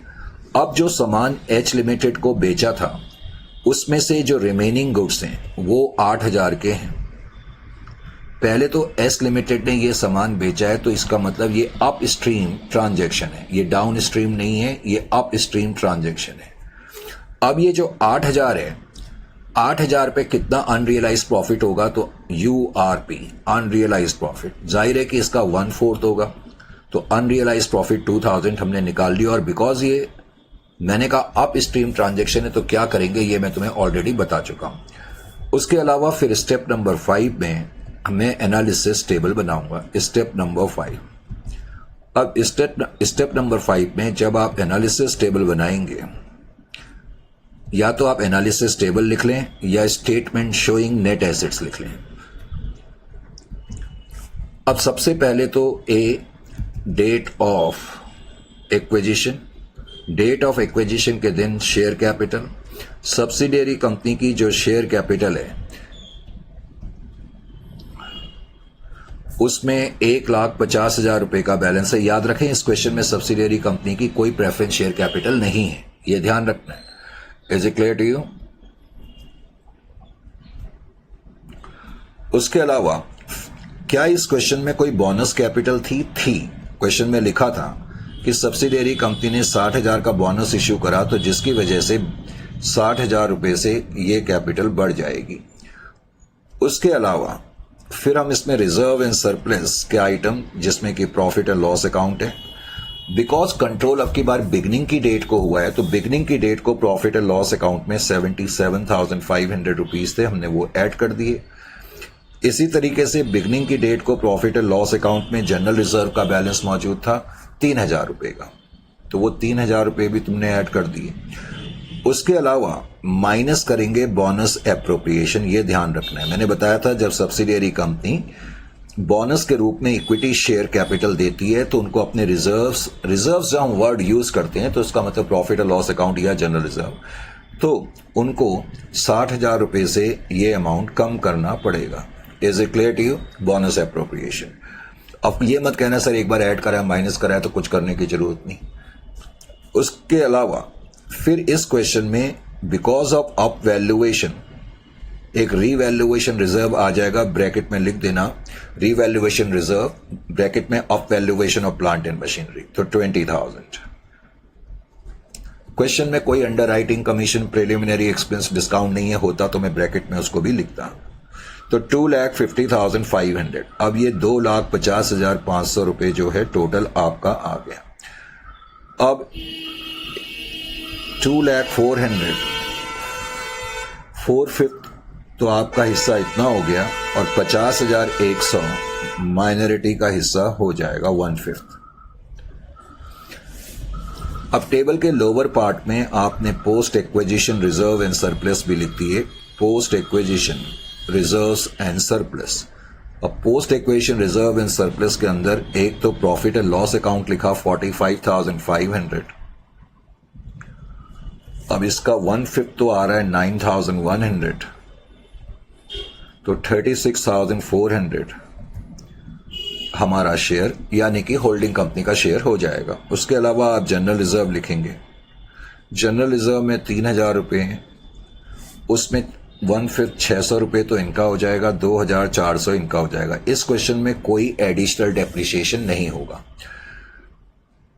क्योंकि हमने रीवैल्यूएशन की कोई कंप्यूटेशन नहीं करी है, हमें ठीक तरीके से पता नहीं लगेगा इस केस में। Is it clear to you कि सब्सिडियरी कंपनी का डेप्रिसिएशन कितना है, क्योंकि बिगनिंग की बुक वैल्यू हमारे पास नहीं है और वो हम पता भी नहीं कर सकते। अच्छा जी, ये चीज करने के बाद फिर आपको मालूम ही है कि आपका अगला स्टेप जो होता है वो क्या होता है, स्टेप नंबर 6। अब स्टेप नंबर 6 में आपने क्या करना है, कॉस्ट ऑफ कंट्रोल कंप्यूट करनी। स्टेप नंबर 6, अब कॉस्ट ऑफ कंट्रोल कंप्यूट करने के लिए आपको क्या करना पड़ेगा, आप यही देखेंगे इन्वेस्टमेंट कितनी है और कितने आपके नेट एसेट्स हैं। तो कॉस्ट ऑफ कंट्रोल कंप्यूट करने के लिए पहले तो आपने इन्वेस्टमेंट को नोट करा, कितना पैसा दिया है आपने कंट्रोल एक्वायर करने के लिए, ये आपको एसेट साइड से पता लगेगा। 1,200 शेयर आपने खरीदे थे 1,80,000 रुपए दे करके, फिर आप उसमें से लेस कर देंगे share of net assets. Share of net assets वैसे आप पूरा भी लिख सकते हैं, share of net assets correct of holding company of the subsidiary company on the date of acquisition को, सब्सिडियरी कंपनी के डेट ऑफ एक्विजिशन को जितने भी नेट एसेट्स थे उसमें आपका हिस्सा, जो कि अभी हमने कंप्यूट करा 2,04,000 का था, आया था। तो इस केस में भी कैपिटल रिजर्व आ गया 20,400, ये कैपिटल रिजर्व आपका आ गया। This is your capital reserve. Capital reserve को हासिल करने के बाद फिर स्टेप नंबर 7 में हमने माइनॉरिटी इंटरेस्ट कंप्यूट करा। स्टेप नंबर 7 में अब जब मैं माइनॉरिटी इंटरेस्ट कंप्यूट करूंगा तो ध्यान क्या रखना है आपको माइनॉरिटी इंटरेस्ट में। पहले तो on the date of acquisition को देखो। On the date of acquisition को माइनॉरिटी का इंटरेस्ट है कितना, जो कि हमने एनालिसिस टेबल में कंप्यूट कर लिया था, जो कि 50,100 का था। फिर जो माइनॉरिटी का शेयर है, share in post acquisition reserves and surplus, तो post acquisition reserve and surplus में जो इनका हिस्सा था मैंने मिला करके 9,000 टोटल कर दिया था, 9,700 का आया था। इजंट इट और नॉट? अब तुम्हें ध्यान क्या रखना है इस क्वेश्चन में, एक तो शेयर ऑफ अनरियलाइज्ड प्रॉफिट, क्योंकि यहां पर अप स्ट्रीम ट्रांजेक्शन है, तो अप स्ट्रीम ट्रांजेक्शन 2,000 का अनरियलाइज्ड प्रॉफिट था, उसमें इनका हिस्सा 400 होगा, 1/5, तो एक तो ये माइनस करना है। उसके अलावा शेयर ऑफ डिविडेंड, क्योंकि dividend out of during the year profit है, तो शेयर ऑफ डिविडेंड, ये दो चीज का आपको ख्याल करना पड़ेगा। तो शेयर ऑफ डिविडेंड जो है वो इस केस में 3,000 है, वो भी आपने माइनस करा, तो प्लस माइनस करने के बाद 56,400 ये आपके पास टोटल आ गया। बाकी जहां तक इसकी बैलेंस शीट का सवाल है, क्योंकि अब बैलेंस शीट बनाने में कोई प्रॉब्लम नहीं होनी चाहिए, तो बैलेंस शीट में डायरेक्टली आपको दिखा देता हूं। पहले तो ये बैलेंस शीट मैंने बनाई हुई है, लेकिन पहले मैं आपको ओरिजिनल बैलेंस शीट की तरफ ले जा रहा हूं। मैं चाहता हूं ताकि आपको थोड़ी प्रैक्टिस हो। बैलेंस शीट में अगर बनाता, हालांकि मैंने क्वेश्चन की शुरुआत में भी बताया था, सबसे पहले तो preference share capital holding company की लिखेंगे, equity share capital holding company की 5 लाख लिखेंगे। जब जनरल रिजर्व लिखेंगे 3,40,000 होल्डिंग कंपनी का, और प्लस जो पोस्ट एक्विजिशन जनरल रिजर्व में हमारा हिस्सा है वो ऐड कर देंगे। प्रॉफिट और loss account 3,60,000 plus post acquisition profits में जो हमारा हिस्सा है तो वो ऐड करेंगे। उसके अलावा शेयर ऑफ डिविडेंड माइनस करेंगे, जो हमारा हिस्सा है 12,000 का। अनरियलाइज्ड प्रॉफिट 2,000 है, उसमें जो हमारा हिस्सा है वो भी माइनस करेंगे। Is it clear to you? तो ये भी इसमें ध्यान रखना है। क्रेडिटर्स आप मिला करके लिखेंगे, लेकिन इस क्वेश्चन में इंटर कंपनी ट्रांजेक्शन है तो 24,000 रुपीज तुम्हें माइनस करने पड़ेंगे। बिल्स पेबल आप मिला करके लिख देंगे। बाकी लायबिलिटी साइड में माइनॉरिटी इंटरेस्ट लिखना मत भूलना, और कैपिटल रिजर्व। एसेट साइड में 8,72,000 प्लस 2,01,300 प्लस अप वैल्यूएशन 20,000 लिख देंगे। इन्वेस्टमेंट को हमने लिखना नहीं है। स्टॉक 1,36,000 प्लस 50,600 लिखेंगे, उसमें से जो अनरियलाइज्ड प्रॉफिट है वो माइनस करना मत भूलना, अनरियलाइज्ड प्रॉफिट माइनस करेंगे। डेटर्स 2,12,000 और 80,400 और इंटर कंपनी ट्रांजेक्शन 24,000 माइनस करना ना भूलें। ये तो मैं तुम्हें इसलिए बता रहा हूं जैसे कि आप बना रहे हैं। अब मैं आपको बना करके भी, यहां मैंने बनाई भी हुई है, मैं यहां आपको दिखा भी देता हूं। तो यहां मैंने लिखा है शेयर कैपिटल में प्रेफरेंस शेयर कैपिटल, उसके अलावा इक्विटी शेयर कैपिटल 5 लाख, और बाकी रिजर्व्स में जैसा मैंने बताया 3,40,000 होल्डिंग कंपनी के, और पोस्ट एक्विजिशन जो 3,000 थे उसमें हमारा हिस्सा 2,400 का था। प्रॉफिट और लॉस अकाउंट 3,60,000, पोस्ट एक्विजिशन में हमारा हिस्सा 36,400 है, उसमें से हमने डिविडेंड एक तो माइनस करा और हमारा यूआरपी माइनस करा। कोई एडिशनल डेप्रिसिएशन नहीं है, नहीं तो वो भी माइनस करते।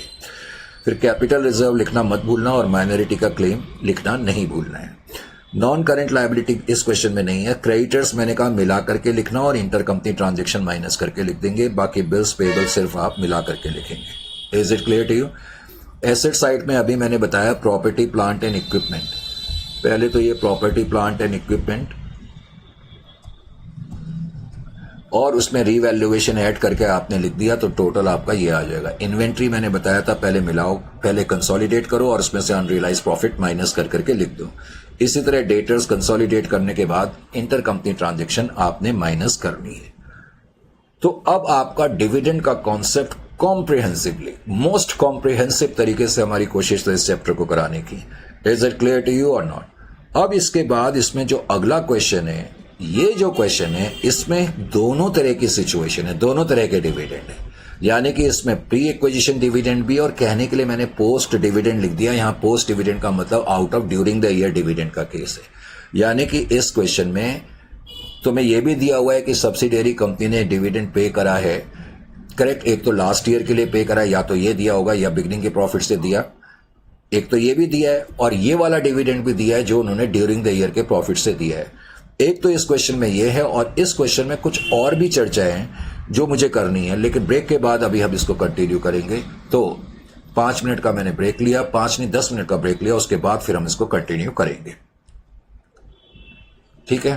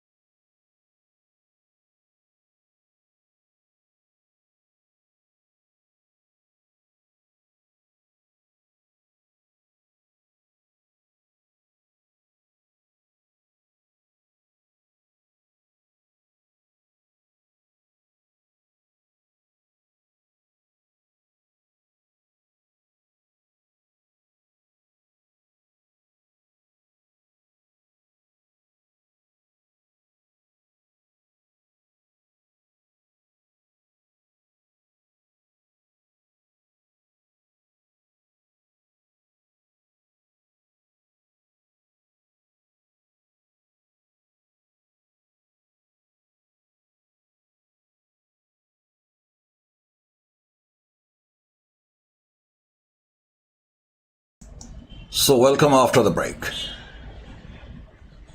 तो यहां पर देखें बेटे, question number 17, concept number 17, concept number 17 मैंने बोला, क्वेश्चन नंबर 17 ये आपका क्वेश्चन मॉड्यूल में भी है। इसमें वो क्या कहता है कि combined case of pre and post acquisition dividend. अब ध्यान से देखिए, पहले तो बैलेंस शीट की डेट मैंने चेंज नहीं करी, 31/3/2023। शेयर कैपिटल तो खैर 750 है। अगर सपोज मैं कंसोलिडेटेड बैलेंस शीट बनाऊं, वैसे तुम कंसोलिडेटेड बैलेंस शीट 1 मिनट में ही बना सकते हैं, उसमें बनाने में कोई प्रॉब्लम ही नहीं है। करना क्या है, ये share capital consolidated balance sheet में आएगी। कंसोलिडेटेड बैलेंस शीट में सब्सिडियरी कंपनी की शेयर कैपिटल नहीं आएगी, सब्सिडियरी अच्छा, उसके अलावा यहां पर सन्ड्री क्रेडिटर्स लिखा हुआ है, ये तो सन्ड्री क्रेडिटर है। सन्ड्री क्रेडिटर आप मिला करके लिख देंगे, गलती से सन्ड्री क्रेडिटर पहले लिखा हुआ है, कोई बात नहीं। सन्ड्री क्रेडिटर के बाद फिर रिजर्व्स लिखे हुए हैं। रिजर्व सब्सिडियरी कंपनी के कंसोलिडेटेड बैलेंस शीट में नहीं आएंगे, प्रॉफिट और लॉस अकाउंट में नहीं आएगा, लेकिन इनका ध्यान रखना पड़ता है। सब्सिडियरी कंपनी का क्लोजिंग बैलेंस जनरल रिजर्व में इतना है, प्रॉफिट और लॉस अकाउंट में इतना है। अब यहां पर एक लाइन दी हुई है, ध्यान से इस लाइन को देखें। क्या कह रहा है, current account with B limited, और ये ए लिमिटेड के लायबिलिटी साइड में लिखा हुआ है। अब मुझे पता नहीं, इससे पहले आपने फाउंडेशन लेवल पे शायद ये करंट अकाउंट के बारे में पढ़ा होगा। खैर, अगर नहीं भी कुछ पढ़ा हुआ है तो घबराने की कोई बात नहीं।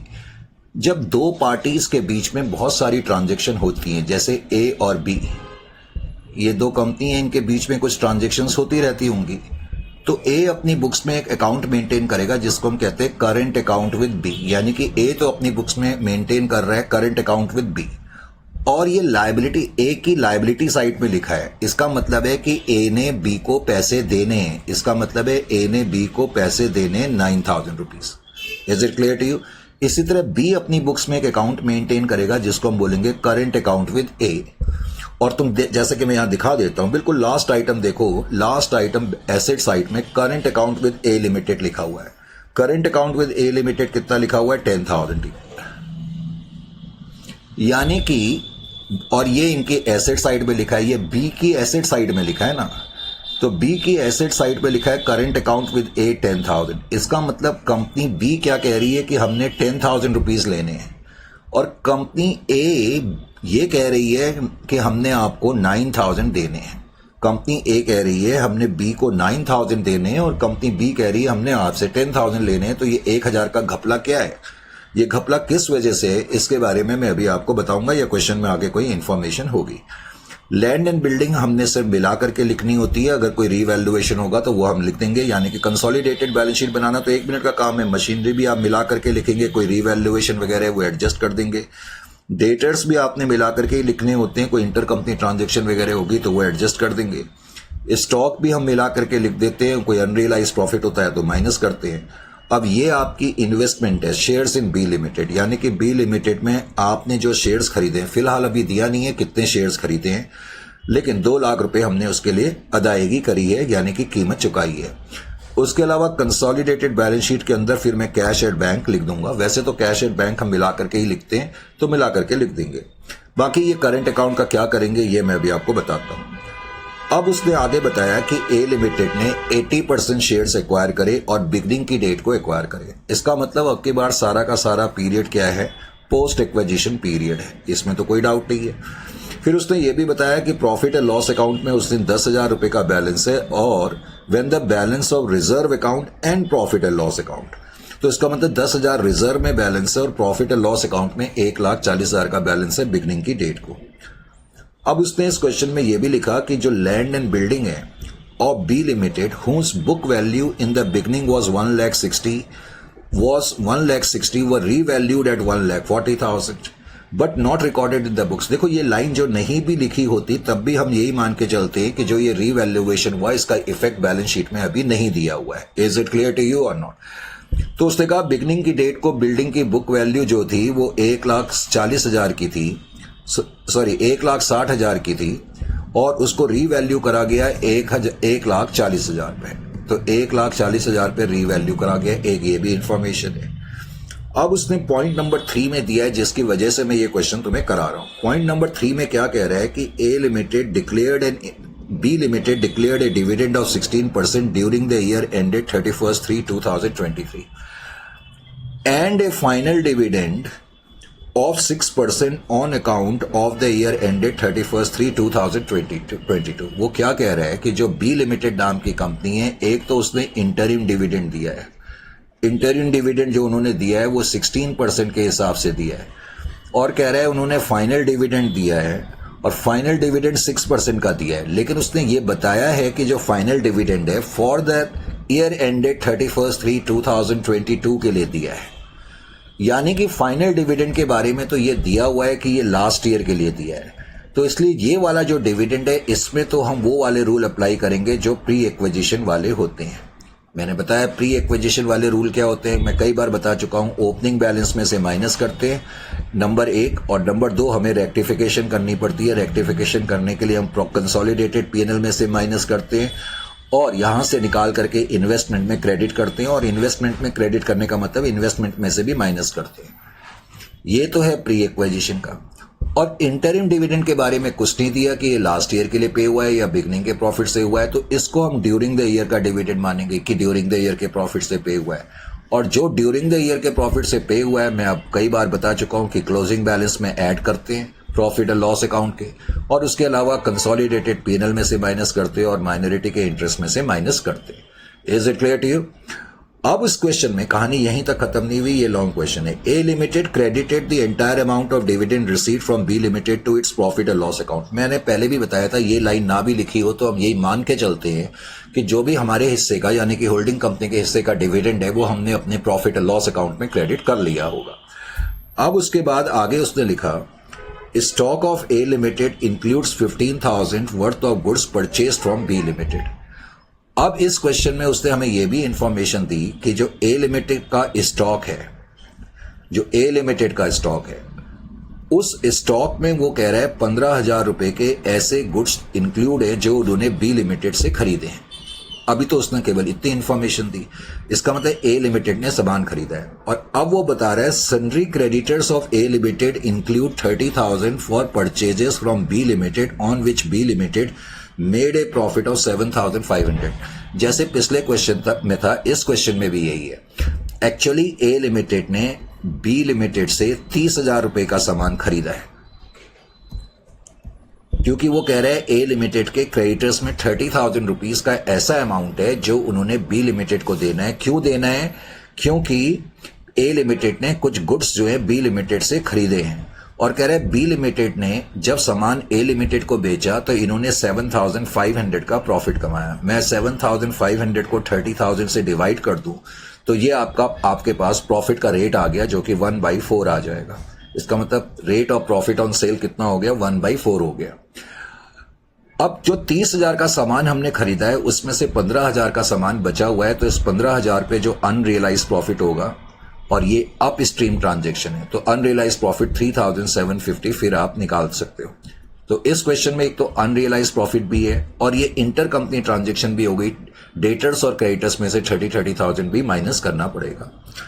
फिर पॉइंट नंबर 7 में कहता है कि 31/12/2022 को ए लिमिटेड ने 1,000 रुपए बी को दिए करंट अकाउंट में। अब इसका क्या मतलब है? इस पर्टिकुलर लाइन का मतलब भी मैं बता ही देता हूं, जहां मैंने इतना क्वेश्चन कर दिया। अकाउंटिंग ईयर हमें मालूम है कि 1/4/2022 को स्टार्ट हो रहा है और खत्म 31/3/2023 को हो रहा है। अब वो कह रहा है 31/12 को ए लिमिटेड ने, बिकॉज ए लिमिटेड ने बी लिमिटेड को कुछ पैसे देने होंगे, करेक्ट। ए लिमिटेड की लायबिलिटी साइड में 9,000 रुपीज लिखा हुआ है और बैलेंस शीट की डेट तो 31/3/2023 की है ना, जिसमें यह लिखा हुआ है कि ए लिमिटेड ने बी लिमिटेड को 9,000 रुपीज देने, ये जो मैं बता रहा था current account with B limited, लेकिन ये ए लिमिटेड के कॉलम में है। लेकिन वो क्या कह रहा है कि इस तारीख को 31 दिसंबर 2022 को ए लिमिटेड ने 1,000 रुपए का एक चेक बी लिमिटेड को भेजा। यानी कि हमने तो चेक भेज दिया, दरअसल हुआ क्या होगा, ए लिमिटेड ने भी 10,000 रुपीज देने होंगे, नो डाउट अबाउट दैट। जब बी लिमिटेड ये कह रही है कि हमने ए लिमिटेड से 10,000 लेने हैं, तो लॉजिकली ए लिमिटेड ने भी 10,000 इनको देने होंगे। लेकिन अब जैसा कि मैंने बताया, ए लिमिटेड ने एक चेक इनको भेज दिया है, तो ए लिमिटेड ने चेक भेज दिया है, तो इसीलिए अब ए लिमिटेड ये कह रही है कि हमने आपको 9,000 रुपीज देने हैं। लेकिन ये चेक हो सकता है कि बी लिमिटेड को ना मिला हो, तो बी लिमिटेड ने, इसलिए बी लिमिटेड की बुक्स में अभी भी ये शो हो रहा है कि हमने आपसे 10,000 रुपीज लेने हैं, यानी कि हम ये चेक भेज चुके हैं, लेकिन हो सकता है ये चेक बी लिमिटेड को ना मिला हो और ये चेक अभी रास्ते में हो, तो बी लिमिटेड को ये पता ही नहीं है कि हमने 1,000 रुपए का चेक भेज दिया, इसलिए इन दोनों अकाउंट में डिफरेंस आ रहा है। तो ए तो कह रही है हमने 9,000 रुपीज देने हैं अब, लेकिन बी लिमिटेड कह रही है हमने 10,000 लेने हैं। तो अब क्या होगा इस केस में? अब इस केस में आपको यहां पर ध्यान ये रखना होगा, बाद में जब आप कंसोलिडेटेड बैलेंस शीट बनाओगे तो बी लिमिटेड क्या करेगी, खास तौर से जस्ट अभी तो हम वर्टिकल फॉर्मेट पे तो बनाते नहीं है, लेकिन समझाने के लिए, एक तो जब बी लिमिटेड को ये पता लगेगा, यानी कि कंसोलिडेटेड बैलेंस शीट जब बनाएंगे तो ए लिमिटेड बताएगी बी लिमिटेड को, भाई ये डिफरेंस क्यों आ रहा है, क्योंकि हमने तो आपको चेक भेज दिया, हमने तो यहां पर 9,000 लिखा हुआ है और आपने अपने अकाउंट में 10,000 लिखा हुआ है, हमसे लेना है।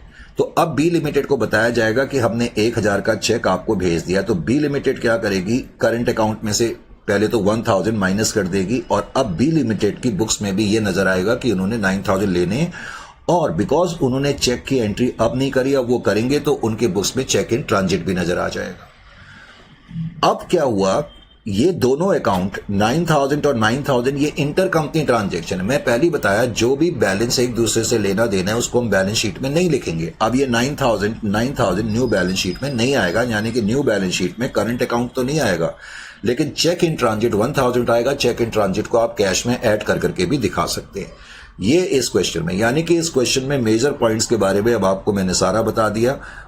तो ध्यान ये रखना है कि एक तो बैलेंस इतना है, क्लोजिंग बैलेंस, रिजर्व में और प्रॉफिट और लॉस अकाउंट में सब्सिडियरी कंपनी की शेयर कैपिटल 2,50,000 की है, और नीचे जो बैलेंस है, एक तो रिजर्व में बैलेंस 10,000 का है और 1,40,000 ये है। तो लॉन्ग क्वेश्चन है, मैंने पहले कहा कि लॉन्ग क्वेश्चन है। अब इस क्वेश्चन को करने के लिए हमें क्या करना होगा, ओके जी, अब थोड़ी जगह तो चाहिए ही होती है, इतना लॉन्ग क्वेश्चन है। Allow me to have a sip of tea actually. अब मैंने कहा था 10 मिनट्स का ब्रेक, लेकिन उस समय तक टी वॉज नॉट रेडी, तो ठीक है। आइए जी, आप फटाफट पेन पेंसिल कम से come for God sake actually लिखने की थोड़ी सी जहमत को गवारा करें। अब सबसे पहला काम तो क्या करना है आपने, जाहिर है जैसा कि हम हमेशा करते चले आ रहे हैं, अपने अप्रोच में आपने किसी भी तरह की तब्दीली नहीं करनी है। तो 17th क्वेश्चन पहले तो आपने लिखा, सबसे पहले तो आपने एनालिसिस लिखा, ये आपने एनालिसिस करा। अब जब आप एनालिसिस करेंगे तो एनालिसिस में क्या करते हैं ये भी आपने लिखा।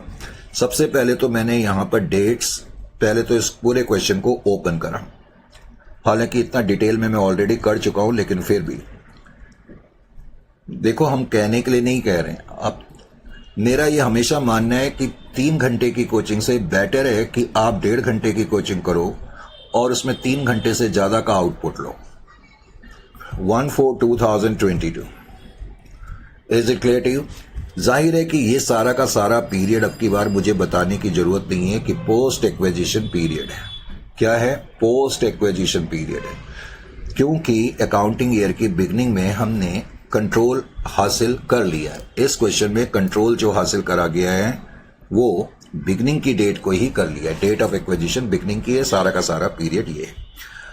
अब बिगनिंग की डेट को मैंने आपको कई बार कहा है कि अब आप ये आदत बना लो कि रिजर्व्स में कितना बैलेंस है, 10,000 है जो हमने नीचे देखा था। प्रॉफिट एंड लॉस अकाउंट में कितना बैलेंस है, 1,40,000 है, इसको भी आप नोट करके रख लें। वैसे भी इतना लंबा क्वेश्चन है, फिर बार बार देखना नहीं पड़ता। बैलेंस शीट में जनरल रिजर्व में 10,000 रुपए का ही बैलेंस है, बैलेंस शीट में भी 10,000 रुपए का बैलेंस है। और प्रॉफिट और लॉस अकाउंट में कितना बैलेंस था मेरे को याद नहीं आ रहा, 1,80,000 का बैलेंस है, 1,80,000। Is it clear to you? 1,80,000। अच्छा जी, इस क्वेश्चन में ये चीजें नोट करने के बाद एक तो ये भी था कि जो लैंड थी बिगनिंग की डेट को, क्योंकि एक्वायरमेंट की डेट को डेट ऑफ एक्विजिशन के दिन रीवैल्यूएशन होता है, तो उसने बताया कि लैंड की बुक वैल्यू तो 1,60,000 की थी, लेकिन उसको जो रीवैल्यू करा गया वो इस केस में 1,40,000 रुपये करा गया। इसका मतलब कि बार लॉस हो गया, डीवैल्यूएशन हो गया। एक तो इस क्वेश्चन में ये भी था। दूसरा, इस क्वेश्चन में मेन चीज जिसकी वजह से मैं क्वेश्चन करा रहा हूं, एक तो ये था कि फाइनल डिविडेंड सब्सिडियरी कंपनी ने पे करा है, पहले तो उसने ये बताया कि जो फाइनल डिविडेंड पे करा है वो 6% का पे करा है। सब्सिडियरी कंपनी की शेयर कैपिटल हमने देखा 2,50,000 की है, तो 2,50,000 का 6% कितना आता है? 15,000 आता है। फटाफट अब आपको आंसर देना पड़ेगा, अपने कैलकुलेटर भी साथ में रखें और खास तौर से जो सेस सिस्टम से हमसे जुड़े हुए हैं वो फटाफट आंसर भी देते रहें, क्योंकि इतनी कैलकुलेशन करना फिर मेरे लिए भी, और इतना लॉन्ग क्वेश्चन, और आपने देखा हम हर चीज पूरी लिखा करके कराते हैं। तो पहले तो ये डिविडेंड प्री एक्विजिशन क्यों है? क्योंकि क्वेश्चन में लिखा हुआ था कि ये लास्ट ईयर के लिए पे हुआ है। Is it clear to you? उसके अलावा इस क्वेश्चन में उसने दिया हुआ था कि उन्होंने एक इंटरिम डिविडेंड भी पे करा है। मैंने कहा हालांकि वर्ड इंटरिम से धोखा नहीं खाना है, करेक्ट? तो इंटरिम डिविडेंड पे करा गया है और 16% का पे करा गया है। तो 16% पहले तो आप 2,50,000 का कंप्यूट करेंगे। 2,50,000 का 16% फटाफट बताओ कितना होता है, कैलकुलेट कर करके। अब देखो मेरी कैलकुलेटर तो पड़ा है मेरे पास, लेकिन मेरी आदत पूरी हट गई है। वैसे मुझे मालूम है अमाउंट, लेकिन फिर भी मैं आपसे पूछ रहा हूं। 40,000, ठीक है 40,000। एक बच्चा है जो रवि पी, ये हमेशा फटाफट आंसर देता है और चेन्नई से है, ग्रेट। और मैं ये सोच रहा था कि जो हमारे हिंदी वर्जन के क्लासेस शायद वो साउथ इंडियन स्टूडेंट नहीं देख रहे हैं, लेकिन अच्छा लगता है जब वहां से भी क्लासेस देखी जा रही है, क्योंकि अधिकतर जो मेरे इंग्लिश वर्जन के कोर्स हैं वो अलग होते हैं। फिलहाल अभी हमारी जो ये यूट्यूब क्लासेस चल रही है ये सिर्फ हिंदी वर्जन में चल रही है। अब इंग्लिश वर्जन के लिए हमारी कोशिश है कि उसके लिए भी हम क्लासेस स्टार्ट करेंगे और सून स्टार्ट करेंगे। तो 40,000 है, लेकिन ये जो डिविडेंड है इसको out of during the year profit माना जाएगा। ये out of during the year profit माना जाएगा। समझ में आया? Out of during the year profit या करंट ईयर प्रॉफिट। क्यों माना जाएगा? क्योंकि इस वाले डिविडेंड में लिखा नहीं है कि ये लास्ट ईयर के लिए पे हुआ है या बिगनिंग के प्रॉफिट से पे हुआ है। फिर इस क्वेश्चन में एक तो इंटर कंपनी ट्रांजेक्शन भी थी, हमने देखा था, करेक्ट, जो कि 30,000 की थी। फिर अनरियलाइज प्रॉफिट भी था। इस क्वेश्चन में ये चीजें भी थी, और उसके अलावा इस क्वेश्चन में कुछ करंट अकाउंट के बारे में भी हमने बातचीत करी थी। ये सारे पॉइंट मैंने तो आपको यहां पर लिख दिए। इस तरह से जब आप एनालाइज कर लेते हैं तो कोई भी चीज आपके कितना भी लंबा क्वेश्चन क्यों ना हो, एग्जामिनेशन में आपकी कोई भी चीज नहीं छूटेगी। वैसे तो मैंने आपको बता ही दिया था अनरियलाइज प्रॉफिट के बारे में, तो क्योंकि अब बार बार फिर मैं जब लिखूंगा तो मैं उस वक्त नहीं लिखूंगा, मैं यहीं पर लिख रहा हूं, करेक्ट। मैंने आपको अनरियलाइज प्रॉफिट के बारे में ये बताया था कि इस क्वेश्चन में एक तो ए लिमिटेड है, एक बी लिमिटेड है, करेक्ट। और अब की बार बी लिमिटेड ने ए लिमिटेड को सामान बेचा है। एक्चुअली इन्होंने सामान तो बेचा 30,000 का, और जिसपे कि इन्होंने प्रॉफिट कमाया था 7,500 का, यानी कि प्रॉफिट का एलिमेंट 1/4 है। तो ये अप स्ट्रीम ट्रांजेक्शन है। पहले तो सामान इन्होंने 30,000 का बेचा था, लेकिन कितने का बेचा उससे हमें कोई लेना देना नहीं होता। हमें यह लेना देना होता है कि जो बेचा हुआ सामान था उसमें से जिस पार्टी को सामान बेचा गया है उसके पास कितना सामान पड़ा हुआ है। तो रिमेनिंग गुड्स जो पड़े हुए हैं, रिमेनिंग गुड्स क्वेश्चन में हमें दिया हुआ था कि 15,000 का सामान पड़ा हुआ है। तो उस 15,000 पे यूआरपी कितनी होगी? 1/4 होगी। तो 1/4 तुम इसका कंप्यूट करोगे तो मैंने बताया था उस वक्त 3750 होगी। अब ये जो 3750 की यूआरपी है, इसमें एच का कितना हिस्सा होगा और क्या नाम है माइनॉरिटीज का कितना हिस्सा होगा, ये भी हमें देखना पड़ेगा। वैसे हम देखेंगे कि इनका हिस्सा 80% है और इनका हिस्सा 20% है, बाद में अभी हम क्वेश्चन जब करेंगे। तो 3,000 एच लिमिटेड का हिस्सा होगा जो इनके कंसोलिडेटेड पीएनएल में से माइनस करेंगे, और 750 माइनॉरिटी का हिस्सा होगा जो इनके क्लेम में से माइनस करेंगे, और कंसोलिडेटेड जो हमारी फिगर आती है इन्वेंट्री की उसमें से 3,750 माइनस करा जाएगा। तो उसके अलावा इस क्वेश्चन में इंटर कंपनी ट्रांजेक्शन भी 30,000 की है, जो मैं आपको बता चुका हूं। Is it clear to you? फिर इस क्वेश्चन में मैंने आपको जो मेन चीज बताई थी, करंट अकाउंट के बारे में बताई थी, वो भी मैं यहीं पर आपको क्लियर कर रहा हूं। करंट अकाउंट के बारे में मैंने आपको बताई थी। करंट अकाउंट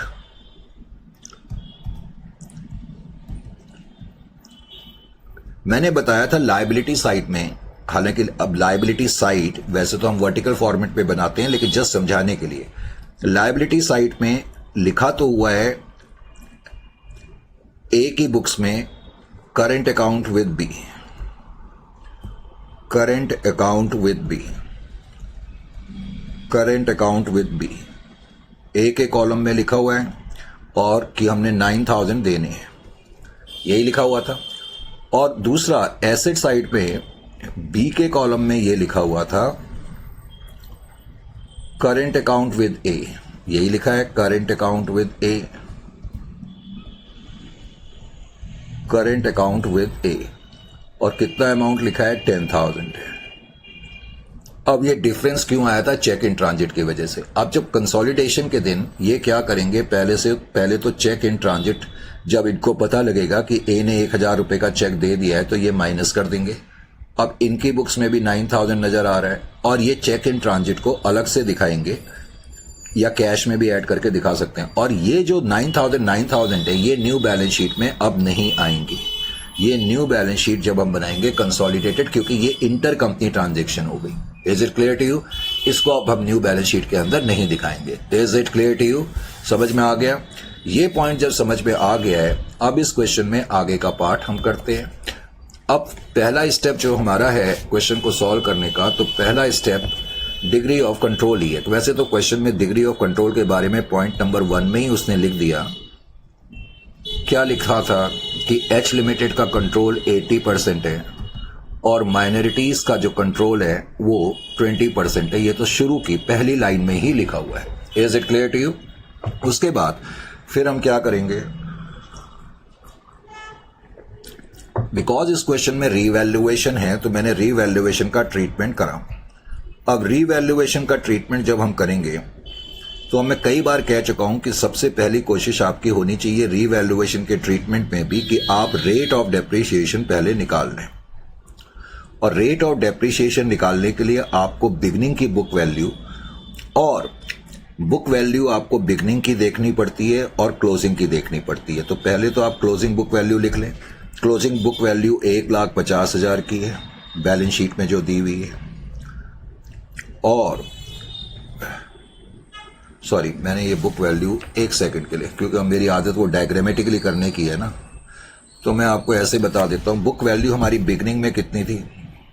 बिगनिंग में 1,60,000 की थी। फिर क्लोजिंग बुक वैल्यू कितनी है? Closing book value balance sheet से आपको पता लगेगी 1,50,000। तो इसका मतलब है कि पूरे साल में सब्सिडियरी कंपनी ने 10,000 का डेप्रिसिएशन चार्ज करा।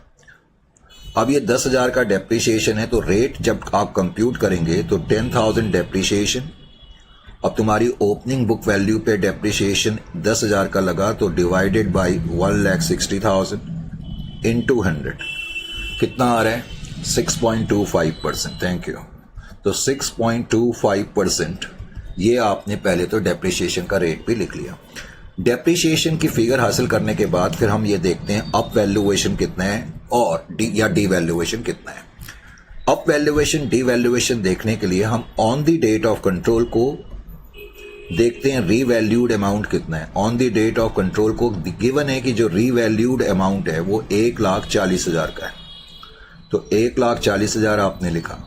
फिर हम ये देखते हैं कि उस दिन बुक वैल्यू कितनी थी, और अब की बार तो बिगनिंग की ही book value, date of control beginning को है और बिगनिंग की बुक वैल्यू 160 है। तो इस केस में 20,000 का डी वैल्यूएशन है। अब की बार 20,000 जो है डी वैल्यूएशन हो गया। Is it clear to you? जब डी वैल्यूएशन होता है तो मैंने आपको बताया हुआ है कि उस केस में हमें क्या करना पड़ेगा, डेप्रिसिएशन रिड्यूस करना पड़ता है। इसका मतलब है हमने ज्यादा डेप्रिसिएशन दे दिया होगा, जिसको हम बोलते हैं एक्सेस डेप्रिसिएशन। इसका मतलब है कि डेप्रिसिएशन हमें कम करना पड़ेगा। पूरा पोस्ट एक्विजिशन पीरियड है, तो आपने जो पहले तो रीवैल्यूड अमाउंट हम कंप्यूट करेंगे तो 1,40,000। अब रीवैल्यूड अमाउंट पे डेप्रिसिएशन 6.25% का आप देंगे पूरे 12 महीने का। तो 12 महीने का जो डेप्रिसिएशन है वो आपका बनता है 8,750। यानी कि इस साल इतना डेप्रिसिएशन बनना चाहिए था, लेकिन आपने ऑलरेडी डेप्रिसिएशन तो पूरे साल का दे दिया है ना। डेप्रिसिएशन ऑलरेडी चार्ज्ड, पूरे साल में आपने कितना डेप्रिसिएशन दे दिया? Depreciation already charged. पूरे साल में आपने 10,000 का डेप्रिसिएशन तो दे ही दिया है। वैसे आप कंप्यूट भी करके दिखा सकते हो, 1,60,000 इंटू 6.25% इंटू 12/12, तो वो 10,000 ही आ जाएगा। तो इसका मतलब आपने डेप्रिसिएशन ज्यादा दे दिया 1250, तो एक्सेस डेप्रिसिएशन है, ये आपको कम करना पड़ेगा, यानी कि डेप्रिसिएशन का अमाउंट आपको इतने से कम करना पड़ेगा। Is it clear to you? ये वैसे आपके लिए फायदेमंद चीज है। इस तरीके से फिर स्टेप नंबर 3 में हमने एनालिसिस करना शुरू करा। अब जब मैं एनालिसिस करूंगा, analysis of reserve and surplus, अब रिजर्व एंड सरप्लस के आइटम्स को आप कंसीडर करेंगे, जिसमें सबसे पहले ऑब्वियसली मैं प्रॉफिट एंड लॉस अकाउंट को लूंगा। अब प्रॉफिट एंड लॉस अकाउंट को लेने के लिए मैं जानबूझ के, वैसे तो मेरी कोशिश ये रहती है कि बेटर से बेटर प्रेजेंटेशन आपके लिए करी जा सके, समझाने के लिए मैंने ये तरीका अपनाया। Closing balance profit and loss account में हमने नोट करा था कि 1,80,000 का बैलेंस था क्लोजिंग बैलेंस, और हमारा जो ओपनिंग बैलेंस था जो कि नीचे दिया हुआ है 1,40,000 था। पहले तो आप प्री एक्विजिशन डिविडेंड कितना है 6% के हिसाब से हमने कंप्यूट करा था, जो कि 15,000 का निकला था। अब जो डिविडेंड फ्रॉम प्री एक्विजिशन होता है वो हम ओपनिंग प्रॉफिट से माइनस करते हैं, जिसको मैं सिंप्लिसिटी के लिए यहाँ फाइनल डिविडेंड बोल रहा हूं। तो आपको समझ में आ जाना चाहिए कि जो फाइनल डिविडेंड है वो तो dividend from pre acquisition profits है। अब फाइनल डिविडेंड का अमाउंट 15,000 का है, तो ये मैं बिगनिंग के प्रॉफिट से पहले तो माइनस करूंगा। तो माइनस करने के बाद 1,25,000 आ जाएगा। अब बिकॉज इस क्वेश्चन में dividend out of during the year profit भी है, और आपको मालूम है जब dividend out of during the year profit होता है तो हम क्लोजिंग बैलेंस में ऐड करते हैं। तो क्लोजिंग बैलेंस में मैंने उसको ऐड करा, जो कि इंटरिम डिविडेंड के रूप में दिया हुआ है। तो मैंने जानबूझ के dividend out of during the year profit लिखने के बजाय इंटरिम डिविडेंड लिख दिया। इंटरिम डिविडेंड का अमाउंट 40,000 का है। तो इस तरह एडजस्टमेंट्स करने के बाद आपने ये देखा कि 2,20,000 क्लोजिंग बैलेंस है और ओपनिंग बैलेंस आपका 1,25,000 है। अब आपने इन दोनों का डिफरेंस जाहिर है कि नोट तो करा। अब डिफरेंस जब नोट करा तो डिफरेंस नोट कर करके आपको ये पता लग गया कि इस अकाउंटिंग पीरियड में कितना प्रॉफिट कमाया गया। 95,000 का प्रॉफिट कमाया गया। अब ये जो 95,000 का प्रॉफिट है, इसमें से प्री कितना है और पोस्ट कितना है। बिकॉज इस क्वेश्चन में सारा का सारा पीरियड पोस्ट है, तो ये जो 95,000 का प्रॉफिट होगा ये सारा का सारा पोस्ट एक्विजिशन प्रॉफिट माना जाएगा। Is it clear to you? Sir हम एग्जामिनेशन में ऐसे कर सकते हैं, बिल्कुल कर सकते हो, लेकिन बहुत नीट तरीके से काम होना चाहिए।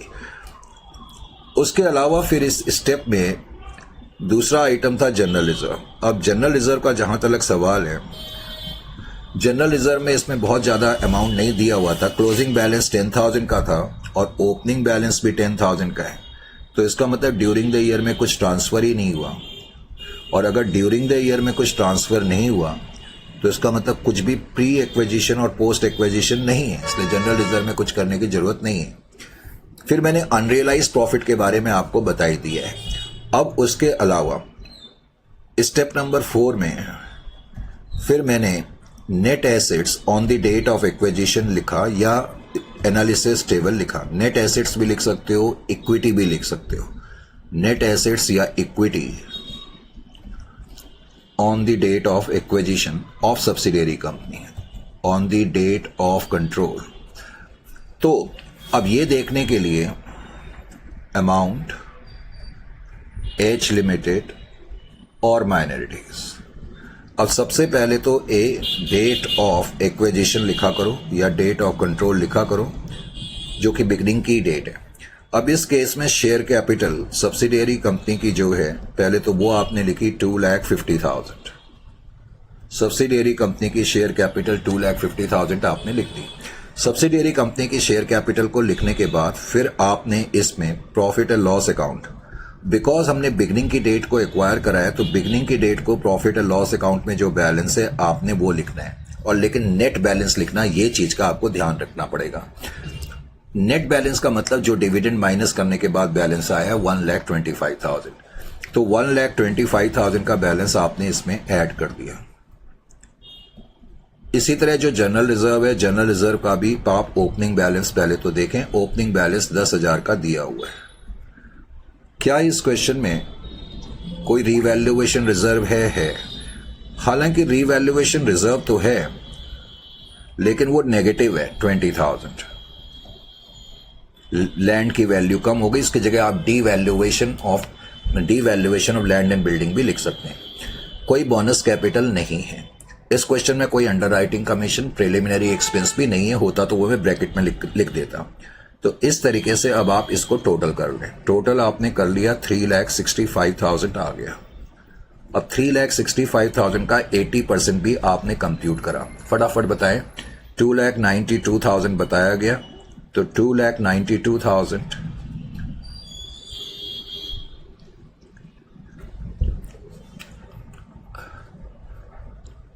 सुब्रत कुमार उड़ीसा से ये आंसर था।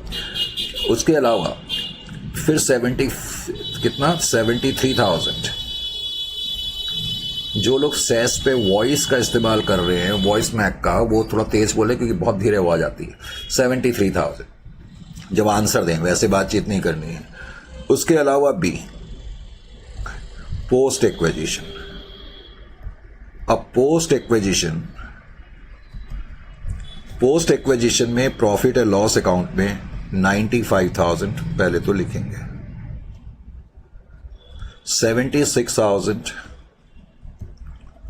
हमारा हिस्सा आ जाएगा और इनका हिस्सा 20% 19,000 आ जाएगा। जनरल रिजर्व, कोई पोस्ट एक्विजिशन है ही नहीं। हाँ, एडिशनल, जिसको हम एक्सेस डेप्रिसिएशन बोलते हैं, तो एक्सेस डेप्रिसिएशन का मतलब रिडक्शन इन डेप्रिसिएशन भी होता है। ये आपके लिए गेन होता है, इसलिए यहां नेगेटिव मत लिख देना। 1250 आप था एक्सेस डेप्रिसिएशन, उसमें आपका हिस्सा 1,000 था और माइनॉरिटी का हिस्सा 250 रुपीज था। माइनॉरिटीज का आप टोटल भी कर लिया करें, 19,250। तो कितना भी बड़ा क्वेश्चन क्यों ना हो, मैंने आपको पहले बोला प्रॉपर स्टेप वाइज आपको मूव करना है तो आपको कोई प्रॉब्लम नहीं आएगी। फिर नेक्स्ट स्टेप में, स्टेप नंबर 5 में हमने कॉस्ट ऑफ कंट्रोल कंप्यूट करी। अब जब मैं कॉस्ट ऑफ कंट्रोल कंप्यूट करूंगा तो सबसे पहले मैं क्या करूंगा, इन्वेस्टमेंट हम देखते हैं। इन्वेस्टमेंट इन सब्सिडियरी कंपनी आप लिख सकते हैं पूरा, मैंने पूरा नहीं लिखा। 2 लाख की मेरी टोटल इन्वेस्टमेंट है, करेक्ट। अब जो 2 लाख की इन्वेस्टमेंट है, बिकॉज इस क्वेश्चन में प्री एक्विजिशन डिविडेंड था तो रेक्टिफिकेशन करनी पड़ेगी, प्रॉफिट से निकाल करके मुझे इन्वेस्टमेंट में क्रेडिट करना पड़ेगा। तो मैं यहां लिखूंगा H share of dividend, H share of final dividend मैंने लिख दिया ताकि आपको याद रहे कि ये प्री एक्विजिशन डिविडेंड का केस चल रहा है। 15,000 का डिविडेंड था और 15,000 में आपका हिस्सा 80% 12,000 था। तो ये आपने अपने प्रॉफिट एंड लॉस अकाउंट में इंक्लूड कर लिया था, वहां से निकाल करके आपने इन्वेस्टमेंट अकाउंट में क्रेडिट करा as per accounting standard AS13, क्योंकि अकाउंटिंग स्टैंडर्ड AS13 ये कहता है कि कोई प्री एक्विजिशन डिविडेंड हो तो उसको आप अपनी कॉस्ट को कम करने में यूज करो, ना कि प्रॉफिट एंड लॉस अकाउंट में इंक्लूड करो। तो 12,000 माइनस करने के बाद 1,88,000 आ गया। तो 1,88,000 इसका मतलब आपकी इन्वेस्टमेंट की नेट कॉस्ट है। अब आप इसमें से माइनस कर देंगे, क्या माइनस कर देंगे, शेयर ऑफ नेट एसेट। तो शेयर ऑफ नेट एसेट्स अब आपने माइनस करा। अब शेयर ऑफ नेट एसेट्स जब आप देखेंगे तो शेयर ऑफ नेट एसेट्स हैं कितने, पहले तो इसको देखें। 2 लाख हमने कंप्यूट करा था, तो 2,92,000 के शेयर ऑफ नेट एसेट्स थे। बिकॉज नेट एसेट्स कॉस्ट से ज्यादा है तो इसका मतलब जो बैलेंसिंग फिगर आ रही है वो कैपिटल रिजर्व होगी, 1,04,000। तो इस तरीके से आपके पास कैपिटल रिजर्व भी इस क्वेश्चन में आ गया। कैपिटल रिजर्व के बाद फिर मुझे माइनॉरिटी का इंटरेस्ट कंप्यूट करना पड़ता है, तो माइनॉरिटी का इंटरेस्ट भी हमने कंप्यूट कर दिया। अब जब मैं माइनॉरिटी का इंटरेस्ट कंप्यूट करूंगा, माइनॉरिटी इंटरेस्ट,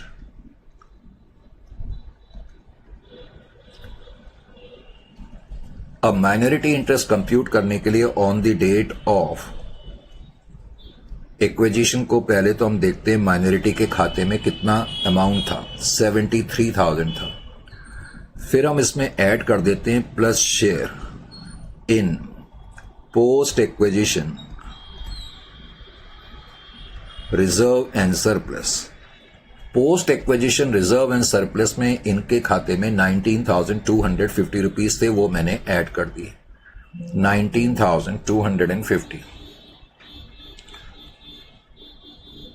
एक सेकेंड, 19,250 थे ना एक्सेस, हाँ 19,250, तो 19,250 आपने ऐड कर दिए। अब दूसरा आपको ध्यान क्या रखना है, दूसरा आपको ये ध्यान रखना है कि लेस करेंगे एक तो शेयर इन यूआरपी, जो अनरियलाइज प्रॉफिट था आपको याद होगा इस क्वेश्चन में 3,750 था, जो मैंने शुरू में ही बताया था। उसमें बिकॉज ये अप स्ट्रीम ट्रांजेक्शन थी, इनका हिस्सा 750 का था, एक तो ये आपने माइनस करना है। Is it clear to you? उसके अलावा फिर हम इसमें माइनस करेंगे dividend, final dividend, share in final dividend, क्योंकि जो फाइनल डिविडेंड है वो प्री एक्विजिशन डिविडेंड है और उसको गलती से हमने अपने प्रॉफिट और लॉस अकाउंट में इंक्लूड कर लिया, तो यहां से निकाल के हम इन्वेस्टमेंट में लिखते हैं। तो share of dividend, share of final dividend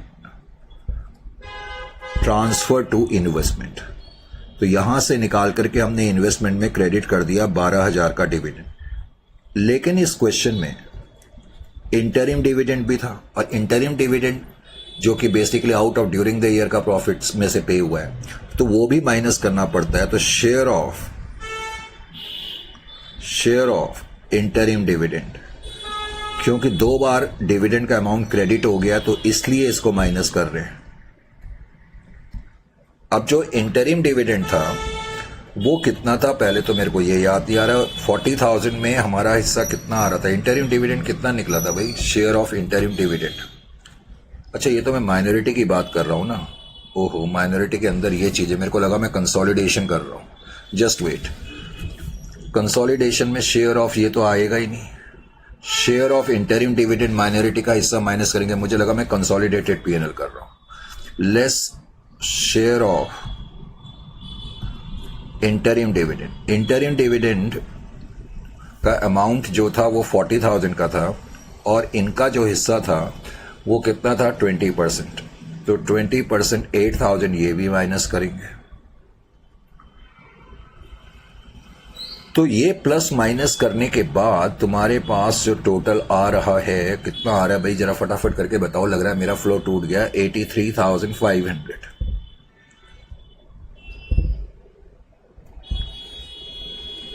83,500, ये नाम एकदम पढ़ने में थोड़ी प्रॉब्लम होती है कि बहुत छोटा सा लिखा हुआ आ रहा है, और आई साइट वैसे ही अब आपको पता है मेरी एज के हिसाब से, करेक्ट? हाँ, मेघना बंसल है ये इंदौर से।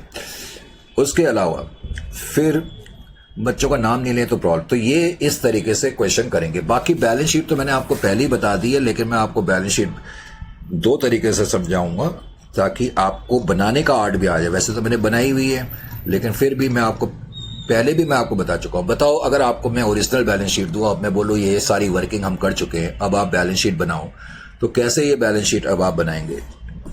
चलो मैं ये हटा भी दूं सारी चीजें, बताओ अब बैलेंस शीट अगर मैं बनाता तो कैसे बनाता? सर बैलेंस शीट बनाने के लिए सबसे पहले तो शेयर कैपिटल लिखेंगे, वेरी गुड, 750 लिखेंगे आई होप, यानी कि ये नहीं लिखेंगे।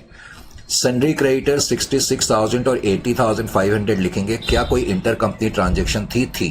30,000 की इंटर कंपनी ट्रांजेक्शन माइनस कर करके लिख देंगे, यानी कि ये भी लिख लिया, ये भी लिख लिया। रिजर्व जब लिखेंगे तो 4,75,000, और वैसे इस क्वेश्चन में कोई पोस्ट एक्विजिशन में हमारा हिस्सा है नहीं, तो 475 ही आएगा। प्रॉफिट एंड लॉस अकाउंट जब कंसोलिडेटेड पीएनएल बनाएंगे तो 4 लाख एक तो प्रॉफिट एंड लॉस अकाउंट लिखेंगे, प्लस जो पोस्ट पीरियड में आपका हिस्सा है वो आप ऐड करेंगे। अनरियलाइज प्रॉफिट में जो आपका हिस्सा है वो आप माइनस करेंगे। जो एक्सेस डेप्रिसिएशन है, एक्सेस डेप्रिसिएशन वो ऐड करेंगे क्योंकि गेन होता है जो आपका हिस्सा है। उसके अलावा जो फाइनल डिविडेंड, क्योंकि फाइनल डिविडेंड का मतलब dividend from pre acquisition profit, आप अपने प्रॉफिट से निकाल करके ट्रांसफर करेंगे अपना हिस्सा इन्वेस्टमेंट अकाउंट में, तो इसकी वजह से वो माइनस करेंगे 12,000। और जो इंटरिम डिविडेंड है वो 2 बार आपको क्रेडिट हो गया, इसलिए आप अपना हिस्सा 40,000 का 80% 32,000 माइनस करेंगे, यानी कि ये चीजें करेंगे तब जो फिगर आएगी लिखेंगे। करंट अकाउंट मैंने बताया अब आएगा ही नहीं, क्योंकि ये अब इंटर कंपनी ट्रांजेक्शन हो गया। जैसे कि मैं अब लाइबिलिटी साइड में दिखाना चाहूं तो ऐसे दिखाऊंगा 9000 लेस इंटर कंपनी ट्रांजेक्शन 9000, और आउटर कॉलम में ये अब 0 हो जाएगा। बाकी माइनॉरिटी इंटरेस्ट और कैपिटल रिजर्व लिखना आप नहीं बोलेंगे। 5,15,000 प्लस 1,50,000 प्लस जो डीवैल्यूएशन हुआ एक तो जो डीवैल्यूएशन हुआ वो माइनस करेंगे, और जो टोटल एक्सेस डेप्रिसिएशन है वो आप इसमें ऐड कर देंगे। एक्सेस डेप्रिसिएशन, मशीनरी आप मिला करके लिख देंगे, डेटर्स मिला करके लिखेंगे, इंटर कंपनी ट्रांजेक्शन माइनस कर देंगे, स्टॉक मिला करके लिखेंगे, अनरियलाइज प्रॉफिट 3750 माइनस कर देंगे, इन्वेस्टमेंट आएगी नहीं, कैश एट बैंक मिला करके लिखना, और चेक इन ट्रांजिट जो है ना वो इसी में ऐड कर देना 1000। Is it clear to you? Current account with B limited आप ऐसे दिखाएंगे 10,000 लेस चेक इन ट्रांजिट 1000, और फिर लिख देना इंटर कंपनी ट्रांजेक्शन 9000, तो आउटर कॉलम में ये 0 हो जाएगा। ये मैंने आपको इसलिए बताया कि आपको लगे कि आपने बैलेंस शीट बनाई है। अब आप यहां चेक कर सकते हो, तो इक्विटी तो 750 आएगी, जनरल रिजर्व मैंने कहा 475 ही आएगा क्योंकि कोई पोस्ट एक्विजिशन नहीं था। प्रॉफिट एंड लॉस अकाउंट में 4 लाख थे, पोस्ट एक्विजिशन आपका शेयर इतना है, आपका share of pre acquisition dividend 12,000 जो कि फाइनल डिविडेंड है, जो कि आपने यहां से निकाल के इन्वेस्टमेंट में क्रेडिट करा। फिर आपका जो शेयर ऑफ इंटरिम डिविडेंड है वो 32,000 है, वो भी माइनस करेंगे क्योंकि 2 बार डिविडेंड आपको अदरवाइज क्रेडिट हो जाएगा। अनरियलाइज प्रॉफिट आप अपना हिस्सा माइनस करेंगे, और रिडक्शन इन डेप्रिसिएशन 1000 आप ऐड करेंगे तो आउटर कॉलम में 430 आ जाएगा। कैपिटल रिजर्व लिखना भूलना नहीं है, माइनॉरिटी का क्लेम लिखना भूलना नहीं है, क्रेडिटर्स आप मिला करके लिखेंगे, इंटर कंपनी ट्रांजेक्शन माइनस कर देंगे। करंट अकाउंट देखो मैंने लिखा है 9000 माइनस इंटर कंपनी ट्रांजेक्शन 9000।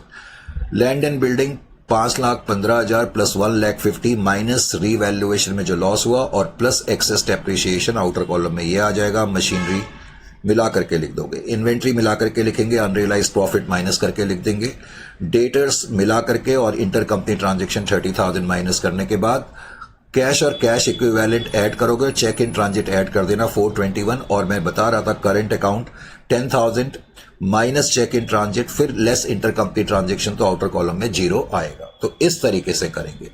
फिर ये जो क्वेश्चन है रिवर्स बैक बॉलस इशू, ये भी आपके मॉड्यूल का क्वेश्चन है, लेकिन अब मैंने कहा मोस्ट प्रोबेबली 1 या 2 क्लास में इसको हम फिनिश अप करेंगे। मैं कहा वक्त लगता है, लेकिन मैंने कहा था कि इतना डीपली आपको कोई नहीं कराएगा, पूरा चाहे एडवांस अकाउंट्स का हो चाहे फाइनल लेवल पे बच्चे हो, इस तरह से डीपली आपको कहीं नहीं मिलेगी। Looking forward to have your honest feedbacks.